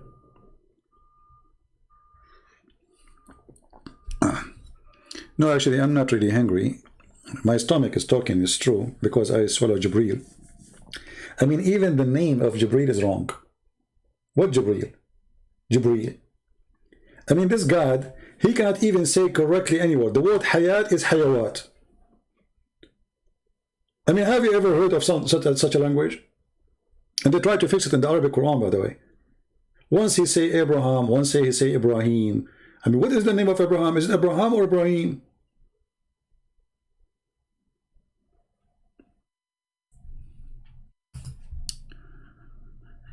Sahih, Muslim, Hadith. Okay, what do you want? What is the question, my friend? We got what you are asking for, but what is your question? What do you mean? You are saying, help me with this one. But I don't know how I can help you with it. What do you want?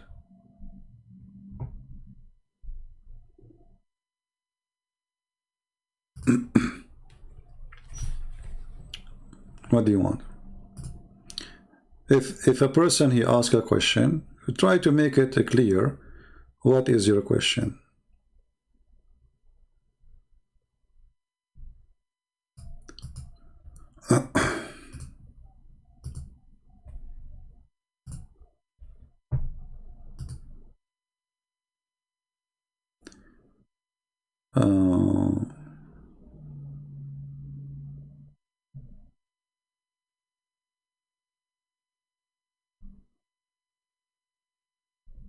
I'm just trying to read the comment. There's too many.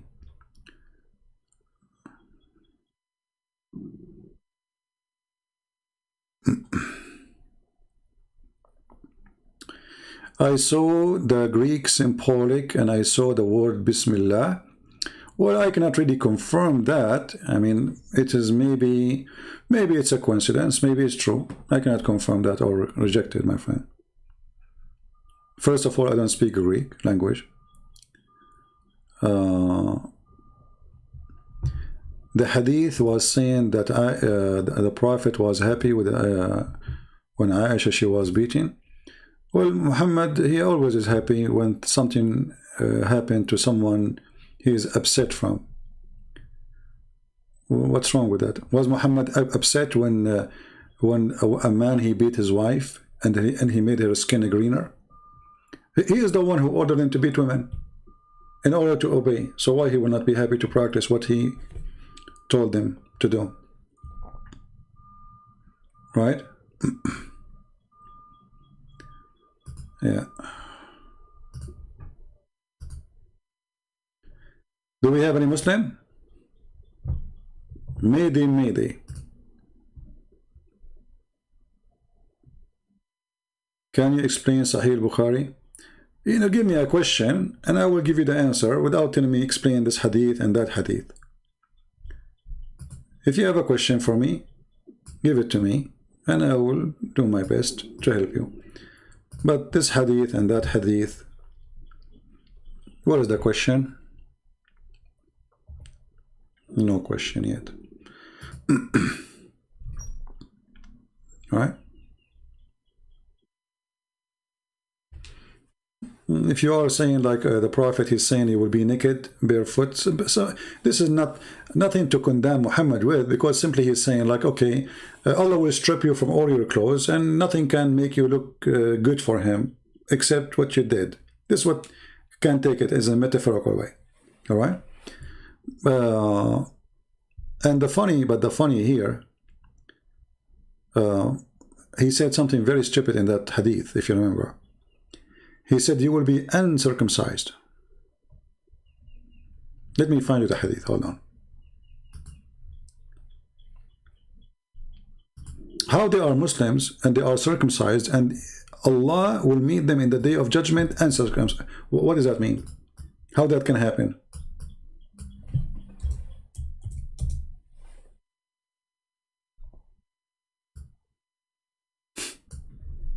Don't ask me. Stupidity is amazing. So you are a Muslim in the time of the judgment day, and judgment day come, and you're already circumcised. What, Allah will put the piece there back? Allah will reinstall the piece of his skin in every penis. He will put it back. And if he is going to do that, why he order you to cut it off?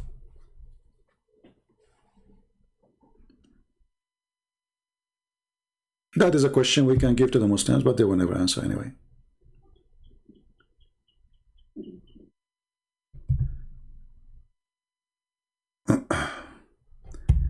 Thank you, Daniel.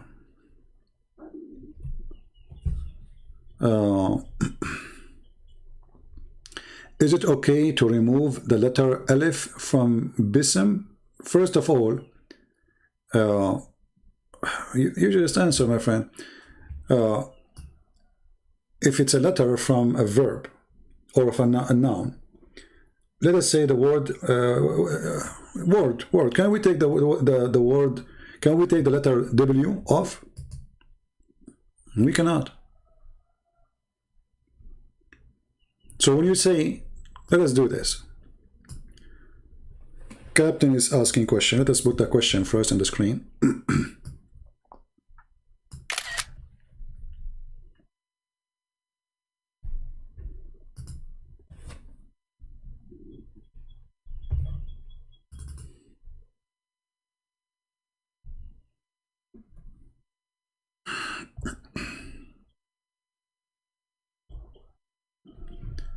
Okay, he's asking, is it okay to take the letter Alif, Alif mean A, from the word Bi'ism, when it is come next to the name of Allah?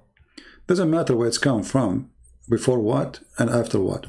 Should not be taken off, because by taking it off, the word is not there no more. Ism. Okay, let us do this.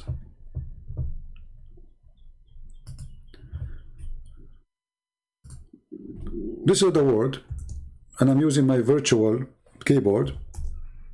I don't have really, I mean, my keyboard doesn't really have the correct drawing of the word, of the letters. Sometimes I have difficulty with writing them. So, if we go in the Quran, let us go to the Quran first to get you the word correctly. And we will compare what we wrote in the screen.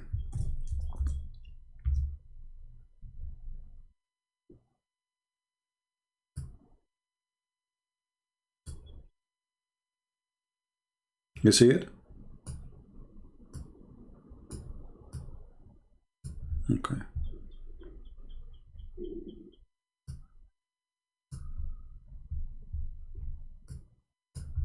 All of those is ism. All right. So the word ism, what ism mean, name, sorry, in the name, like you say in the name of etc. So when you say in the name, you have to put the word in and then the word name, and then you say Allah. All right. So all those yellow ones are the word mean name. You see the word, do you see the letter Alif in the beginning? Okay. So if we type it here again next to it, I'm trying to find out how we can type the word Hold on, let us see.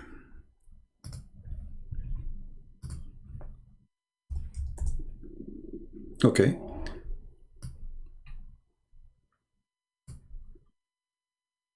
This is the, we make it big. And now you see that there's a letter, right? So if we take it, if we take this first letter off, that word became poison. The meaning of that word is poison, literally. So how we can take it off? This is sum. Sum means poison.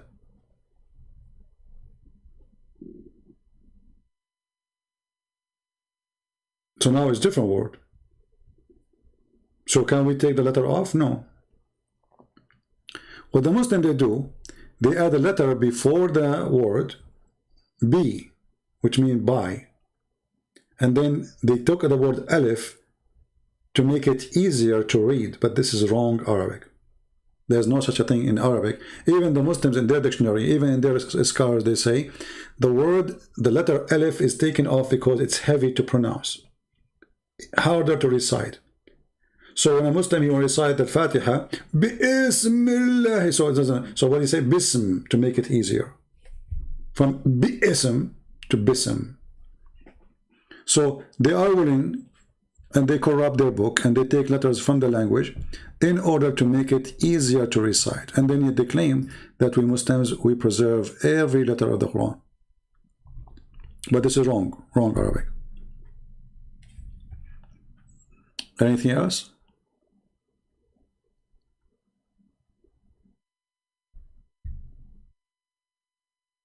Yeah, you take the word ism off, the alif, that will make it sam, which means poison.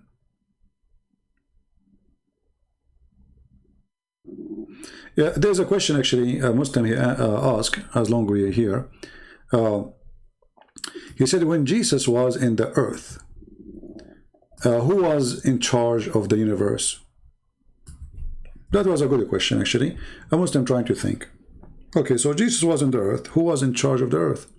Okay, I will go with you. So based on what you are saying, if Jesus in the earth, the universe is in lose. But as you know, we Christian, we believe that the Father, the Son, the Holy Spirit is, is our God, one God. So Jesus the Son is down on earth, God the Father is in heaven, the Holy Spirit is everywhere. So when you ask this question, this is not a question for us, the question is for you.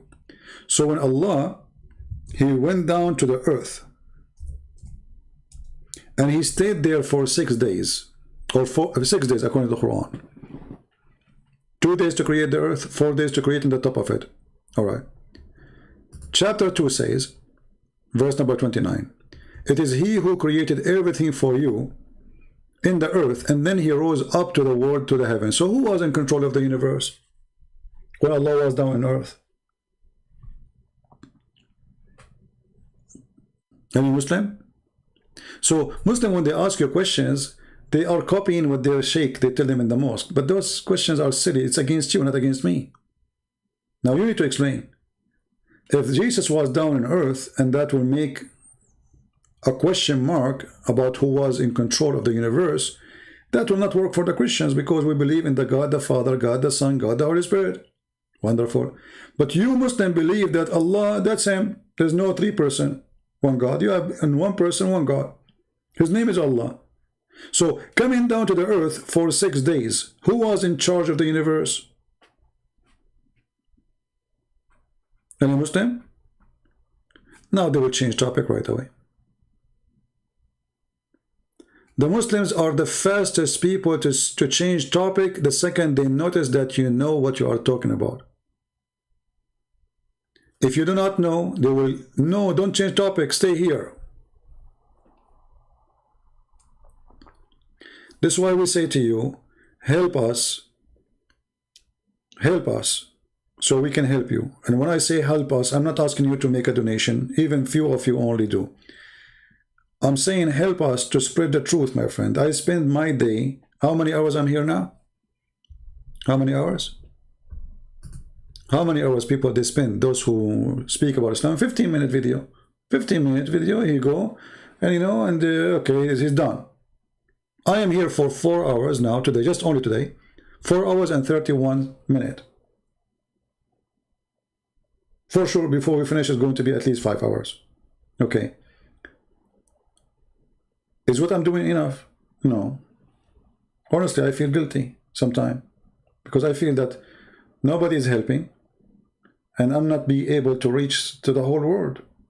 We have millions of Christians, they know nothing about Islam, so which means they are easy target for the Muslims to deceive them. But at the same time, what I would do and what I can do more. Books I wrote. Books and I wrote. For free, I gave them for free. Videos I make by tens of thousands. I spend my life doing this. What I can do more? Christians are just watching. We say to them, okay, we want to do training for Christian ministers. Who want to call his a Christian minister so we can do training for them so they can answer the Christian at least. If you don't want to debate the Muslims, at least we can teach you how to answer the Christians because the Muslims, they ask them questions. Nobody help. For free. I would do it for free. Don't pay me a penny. Nobody help. From my time, from my life, from my stress, nobody help. If a Christian prince was a Muslim, can you imagine how much support he will get? Zakir Naik, the idiot, he have 12 satellite to broadcast what he say. He have a TV station, 12 satellite. This idiot.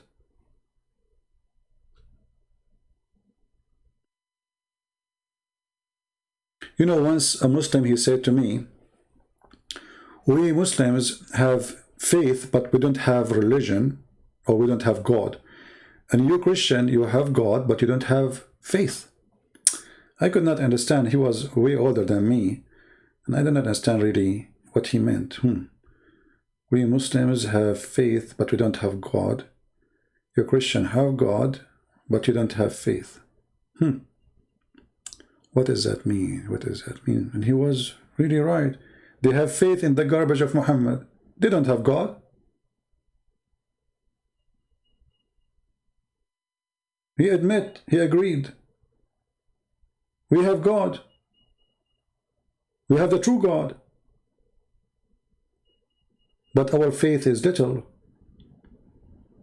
How many of us is serving the Lord? How many of us? One day the Lord will ask you. Time will come, my friend. You will die. You will die. It's just a matter of time. If you think you are living forever, you will stay young. If you are a woman or you are 20 years old, okay, just wait. Just wait. In the speed of light, you will be 80. If you are lucky. In the speed of light. It's just a matter of time. Your life will be taken from you. And then the question will be, you are coming back home where you belong. With what? With the iPhone you bought? With the car you have? I advise people, and I truly advise you from my heart, to go from time to time to graveyards. Yes, a graveyard. This is the only place will have an impact on you. So you remember where you will end. A little tiny piece of a ground. And if you live in a poor country like Philippines or etc., they will give you a shelf. That is the truth.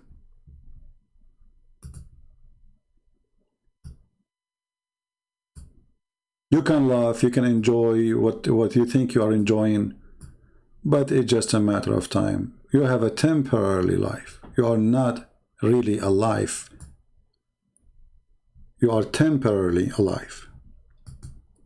So I advise you, all of you, to remember where you are going. I know many people will start leaving now, you know, because this is a topic they hate to see, and you know, but people, they hate reality. I fear no death. Actually, I pray that the Lord will not make me live longer. If the Lord really answer my prayer, I will, because this world is disgusting for me. I have nothing really to regret for leaving it. But for sure, I'm not a person who take my life. No, the Lord, I pray for him. If he take it, he take it. But there's nothing to regret except not serving God. So time will come and the Lord will ask you, okay, you are coming back. What you did, I give you a life of 60 years, 70 years, 80 years. What you did. Who I was in your life. You were serving who in the last 60, 70, 80, 100 years of your life? Where you been? What you will say? So at least do something for the Lord who gave you life. He gave you life. This is not your life. Whatever he gave you, he will take away from you. And either you are going to be a person who will live with him forever, or you will be forgotten in hell, for you deserve not his love and his mercy. He showered you with his mercy. He gave you eyes to enjoy. Look at the trees, how beautiful. Look at the birds, how beautiful. Even men, they enjoy looking at women, right? I mean, this is always a gift from God. Beauty you see around you, even your wife who you enjoy looking at her, this is a gift. God, he created Adam and Eve. So man and women, they will be together. It's a gift. Even that gift became filthy. So time will come and whatever being given to you will be taken away. And then you will be asked what you did. He will say, I was in a chat room listening to Christian Prince making fun of Muhammad. He will say to you, what about you? What you did? Okay, you laugh. You type in the chat, hey, hey, hey, hey, Islam is funny. But did you really try to save some Muslims? Did you even try to save some Christians from being deceived by Islam, or somebody who believes in atheist? So my friend, I invite you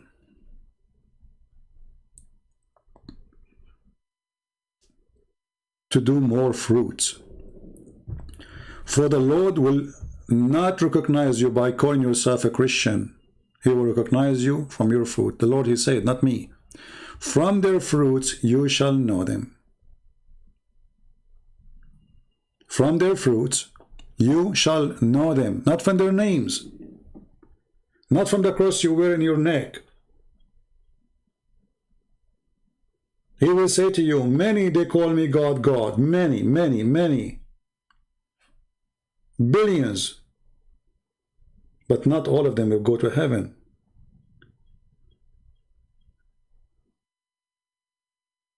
So what we do today and what we will do tomorrow to serve the Lord. You think about everything in your life, but you don't think about the one who gave you life. How many hours you give a year to the Lord to serve him? A year. If you make a little calculation, and by the way, I'm not counting a prayer you make. This is not a service for God. This is not 3Ds. Have nothing to do with serving God. If you pray, that is not really service. Service is doing what God, he made you to do. Or what is that? To be someone ambassador for the Christ. A loving person, a giving person, a good person, a quality person. How many you will bring to him before you die? So you can say to him, my Lord, I'm not coming alone. I was busy telling people to believe in you. And if you are busy and you are telling people to believe in him and nobody accept, still you did great. Because it's not your fault.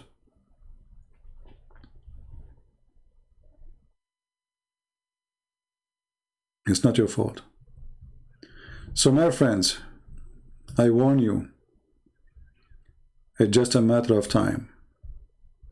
And time for me means nothing no more. And the Lord is my witness. I don't care. I believe I did what I need to do. I believe I'm doing everything I can do.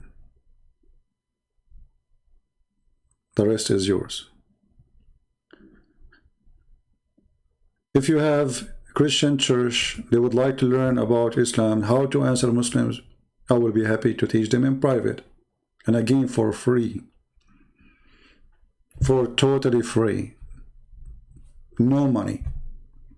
I don't want you to invite me for 5-star hotels. Last time I was invited to do a seminar in Texas. I went and I ate in hamburger McDonald's restaurant because I don't want the church to pay for the food I will order in the room. Even though they told me, anything you order, it's on us. I did not do that. I know it's an expensive hotel. Today you can do it through the internet. I do not need to pay for an airline ticket. I do not need to stay in a hotel room. I do not need to rent a car. We do not need anything. I have my computer. I have my internet. It costs you nothing. Bring who you need to learn. And I'm not going to teach you how to speak to Muslims. Do it the way you like. I'm going to arm you with knowledge. Knowledge. How you say the knowledge, how you share it, this is your business. How you talk to Muslims, maybe you don't agree with me about how the way I talk. Sometimes I'm very, let us say, aggressive. But you need to understand, my friend, I am a person who grew between them. I know their mentality. I know how they are. You see, I learned through my life that when it's come to Islam, Islam does not respect, Islam fear.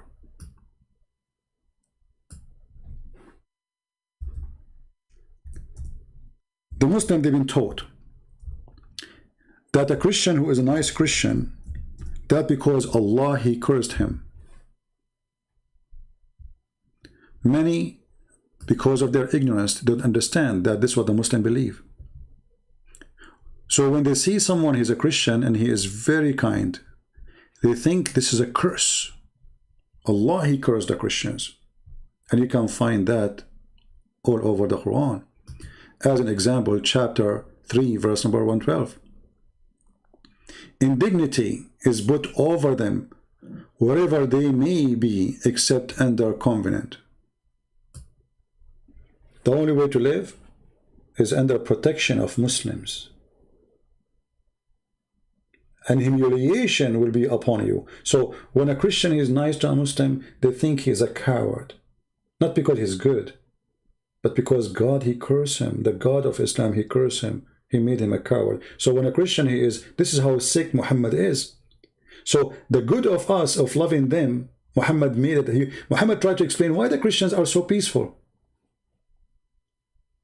Why they are not aggressive. He said, oh, Allah, He put this on them.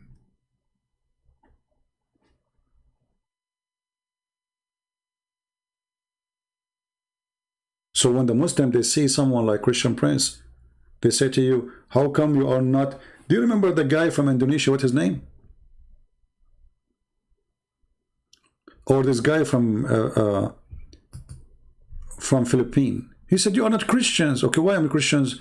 Okay, you say words, you know, because look, they make fun of you.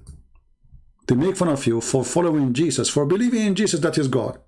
And the second you start spanking their prophet, they say to you, be Christian again. This is not how to be Christians. This is not right. Look what happened.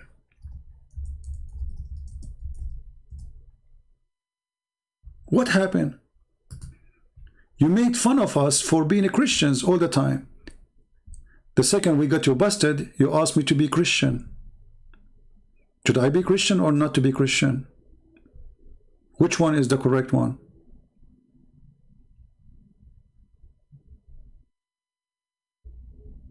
You are no Christians. What happened?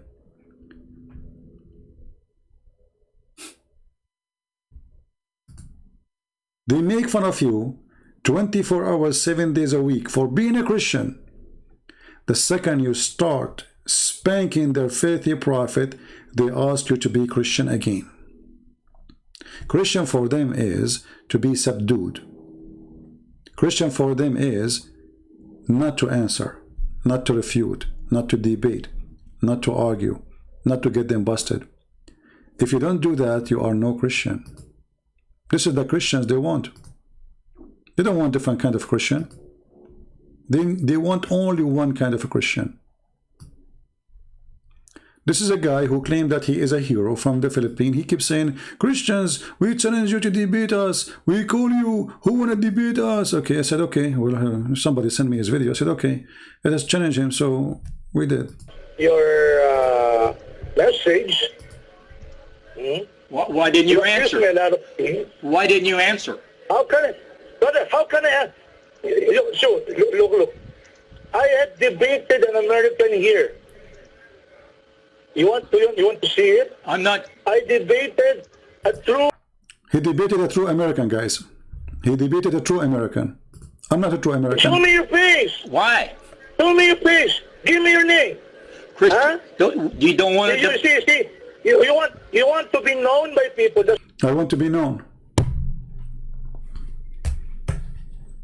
I want what? I want to. If I want to be known, why I'm not using my name? I want to be known.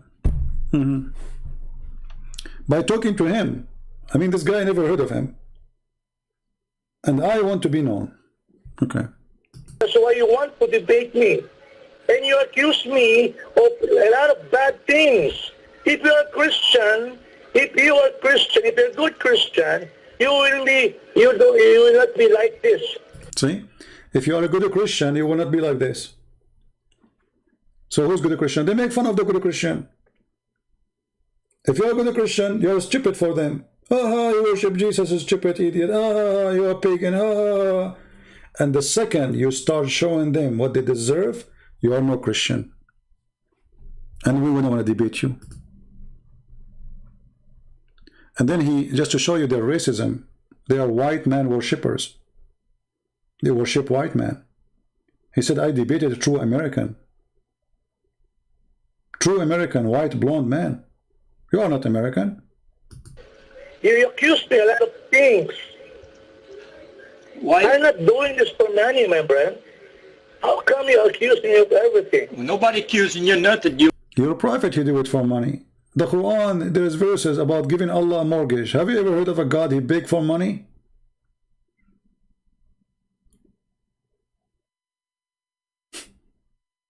What kind of God this God is? You want to debate? No, you accuse me. I read. Someone sent me your message. Why didn't you answer? Me a lot of things. Why didn't you answer? How can I? Brother, how can I? So, look. I had debated an American here.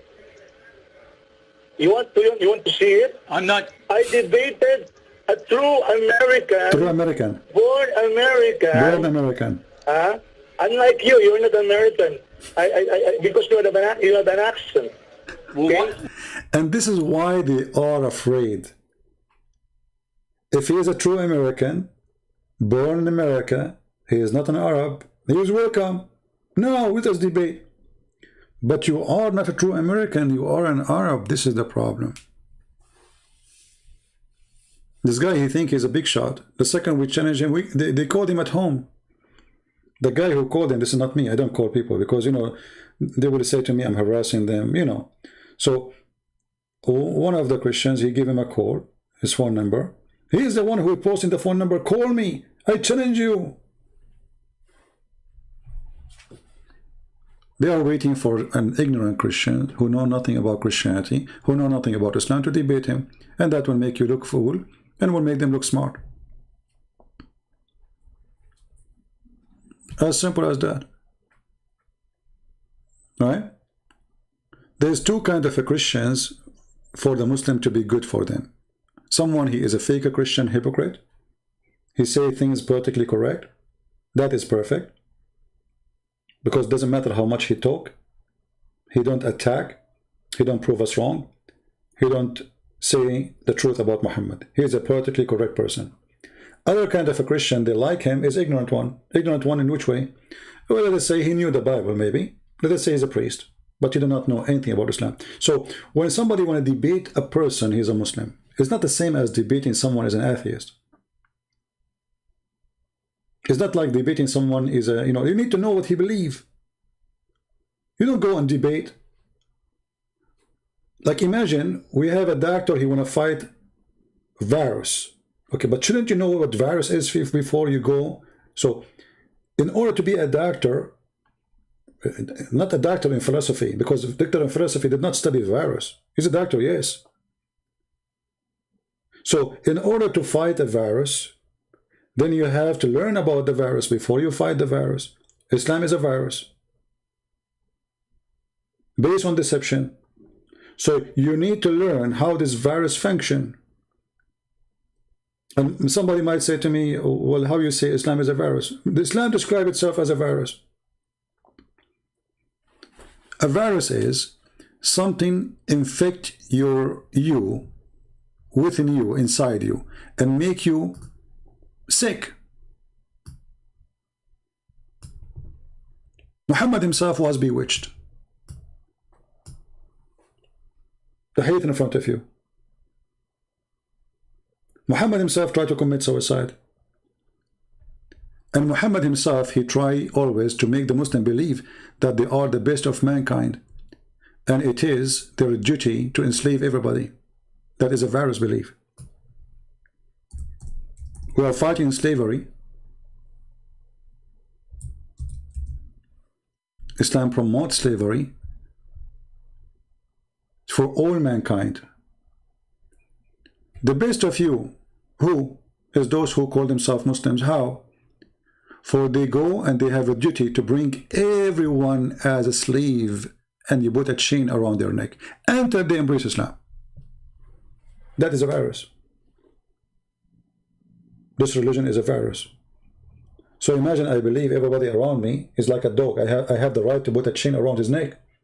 Why? Because he's not from my religion. That's all.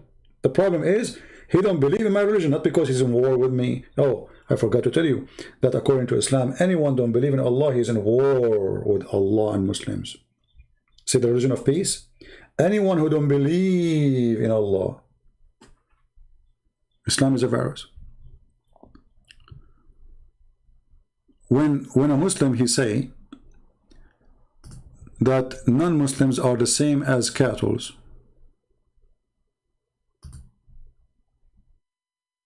what virus infected his brain? You tell me. Is the cow gang. If you look like they're on this thing. Basically, brothers and sisters, just seeing the cows reminded me of an ayah in the Quran where Allah subhanahu wa ta'ala describes the people who are misguided.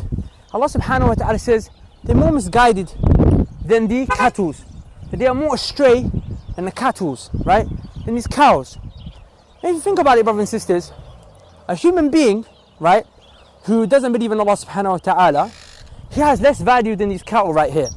Because at least from this cattle and these cows, you can get milk. At least from these cows, you can get leather. You know, you can get something from them. There is some benefit that comes from these cows. Despite how, you know, if you look at them as an animal, you know, alhamdulillah, they're a blessing from Allah subhanahu wa ta'ala, but they're not the most intelligent animal. You know, they're not the most, you know, like you can see flies all around them. But a person who's misguided, a person who's astray, a person who doesn't worship Allah subhanahu wa ta'ala has less value on this earth than these cows. Because these cows, like I said, at least they produce some fruits, some meat can come from them.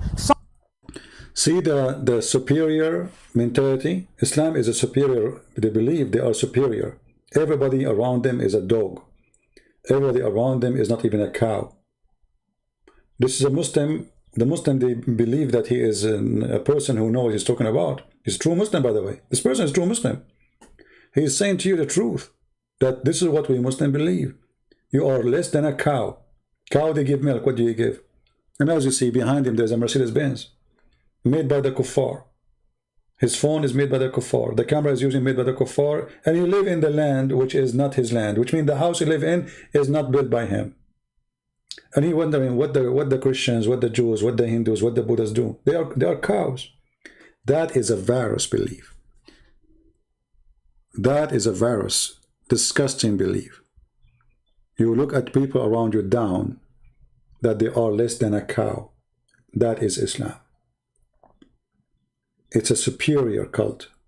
Believe that we are superior upon mankind, and the Quran confirmed that in chapter 3, verse number 110. The superior cult of Allah.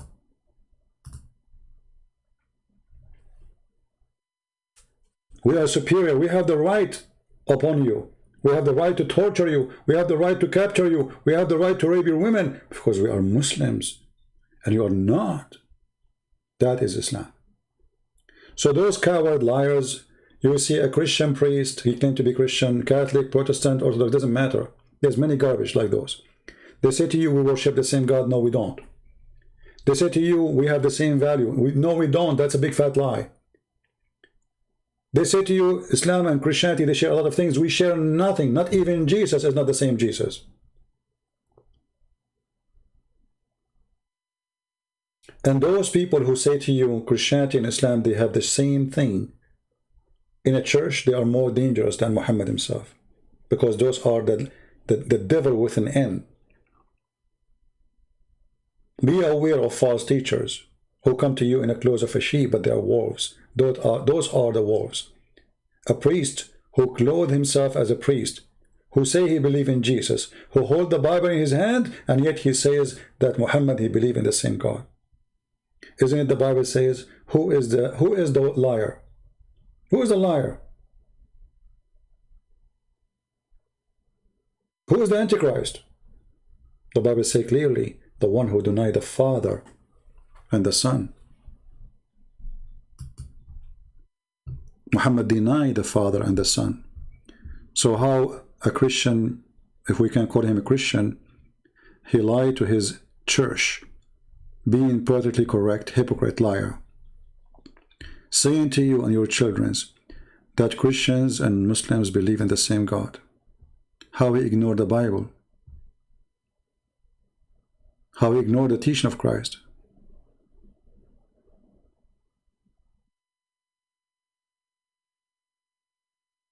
Liars, liars. All right, let's see if we have any Muslim.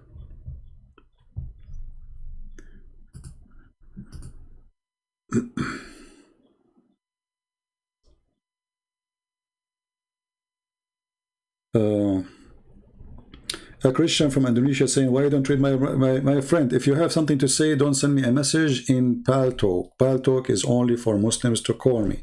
If you have something to say, you say it in the chat in YouTube. Otherwise, I will block you. I stopped using Skype because I have no control of it. It's crazy. I open my Skype, there's 10,000 people texting me. So don't do that to me here. And you notice actually in Skype, each time I go live, when somebody, a Muslim call me, the Muslim, they start calling in order to drop the call. Because in Skype, there's no option to stop others calling when you are talking. In Paltalk, they cannot do that. So this is why I like Paltalk more. We are talking, they cannot disturb us and keep calling, the things keep ringing, and then he dropped the call. They go crazy when they see someone leaving Islam. But even their prophet, he said, that time will come and Islam will become so small.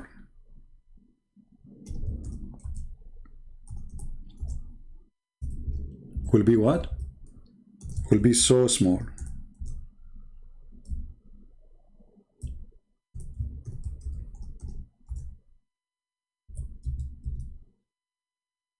And he will go back so small as it started. So Muhammad himself, he knew that his religion is going to be demolished. However, I'm not going to wait for this day to happen. I have a duty as a Christian to save my beloved Muslims and my beloved Christians and my beloved Jews and Hindus and Buddhists and whoever. For God, he loved the world. He sent his only begotten Son. The Lord, he did not send Christ to the Christians, because remember, in a certain point, there is now such a thing called a Christian. Christian is a name actually given to us, not by Christians, but it's a great name. We love it. For we belong to Christ. What is a better name we deserve? No better name we deserve.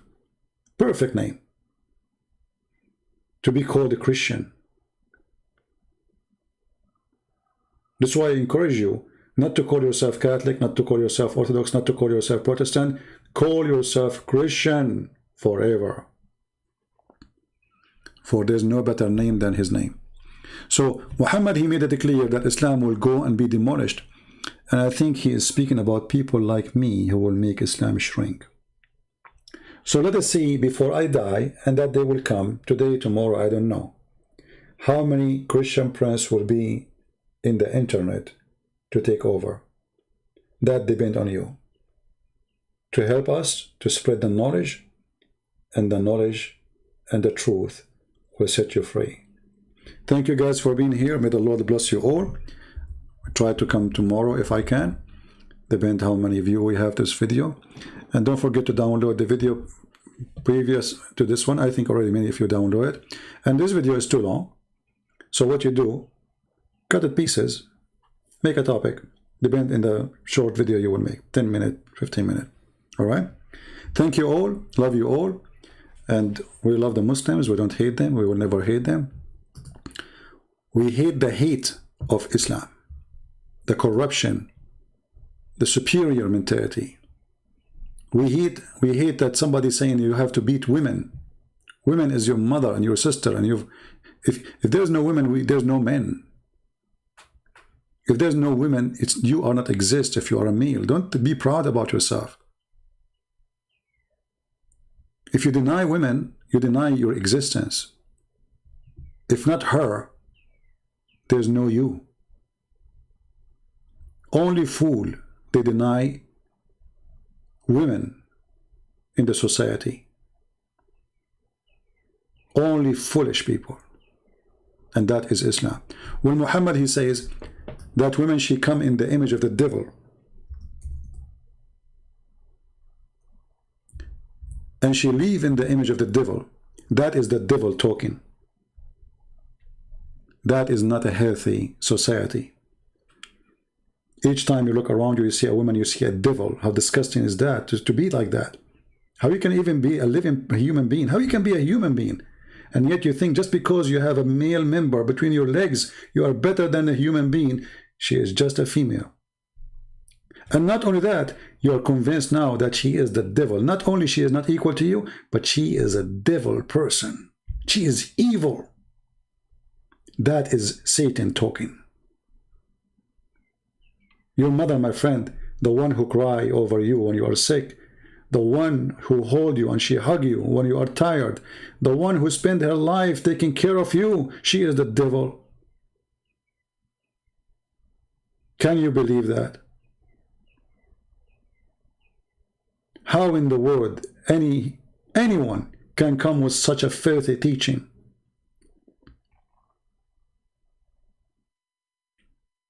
Who of you dare to print the word of Muhammad that women, they come in the image of the devil and they retreat in the image of the devil and put it in the top of your bed, the bed of your mother? Who of you dare to put these words in the top of her grave? Do you dare? Islam is nothing but a shameful cult. Unhealthy to your mental, to your spiritual, to your physic. A God who permit the man to beat his wife, to fix her by beating her.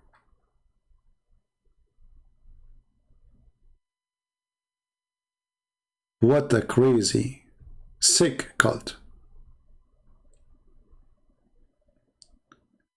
A man who believes that women is the devil, he is not a human. Because he lost his root. He lost that his existence was dependent on her. He was feeding from her belly, inside her, for 9 months. So if the woman is the devil, you were inside the devil for 9 months, you coward. What kind of religion this religion is? So those who download the videos, cut them pieces, like now we spoke about the mother, what Islam think about women. Cut it pieces, make it short. Thank you, everybody. May the Lord bless you until we see you soon again. This is your brother, Christian Prince. Wish you the best. And don't forget to pray for our new brother, Tofiq, who called us today from Indonesia, and he accepted Christ with tears from his heart. May the Lord bless him. May the Lord open the heart of his family.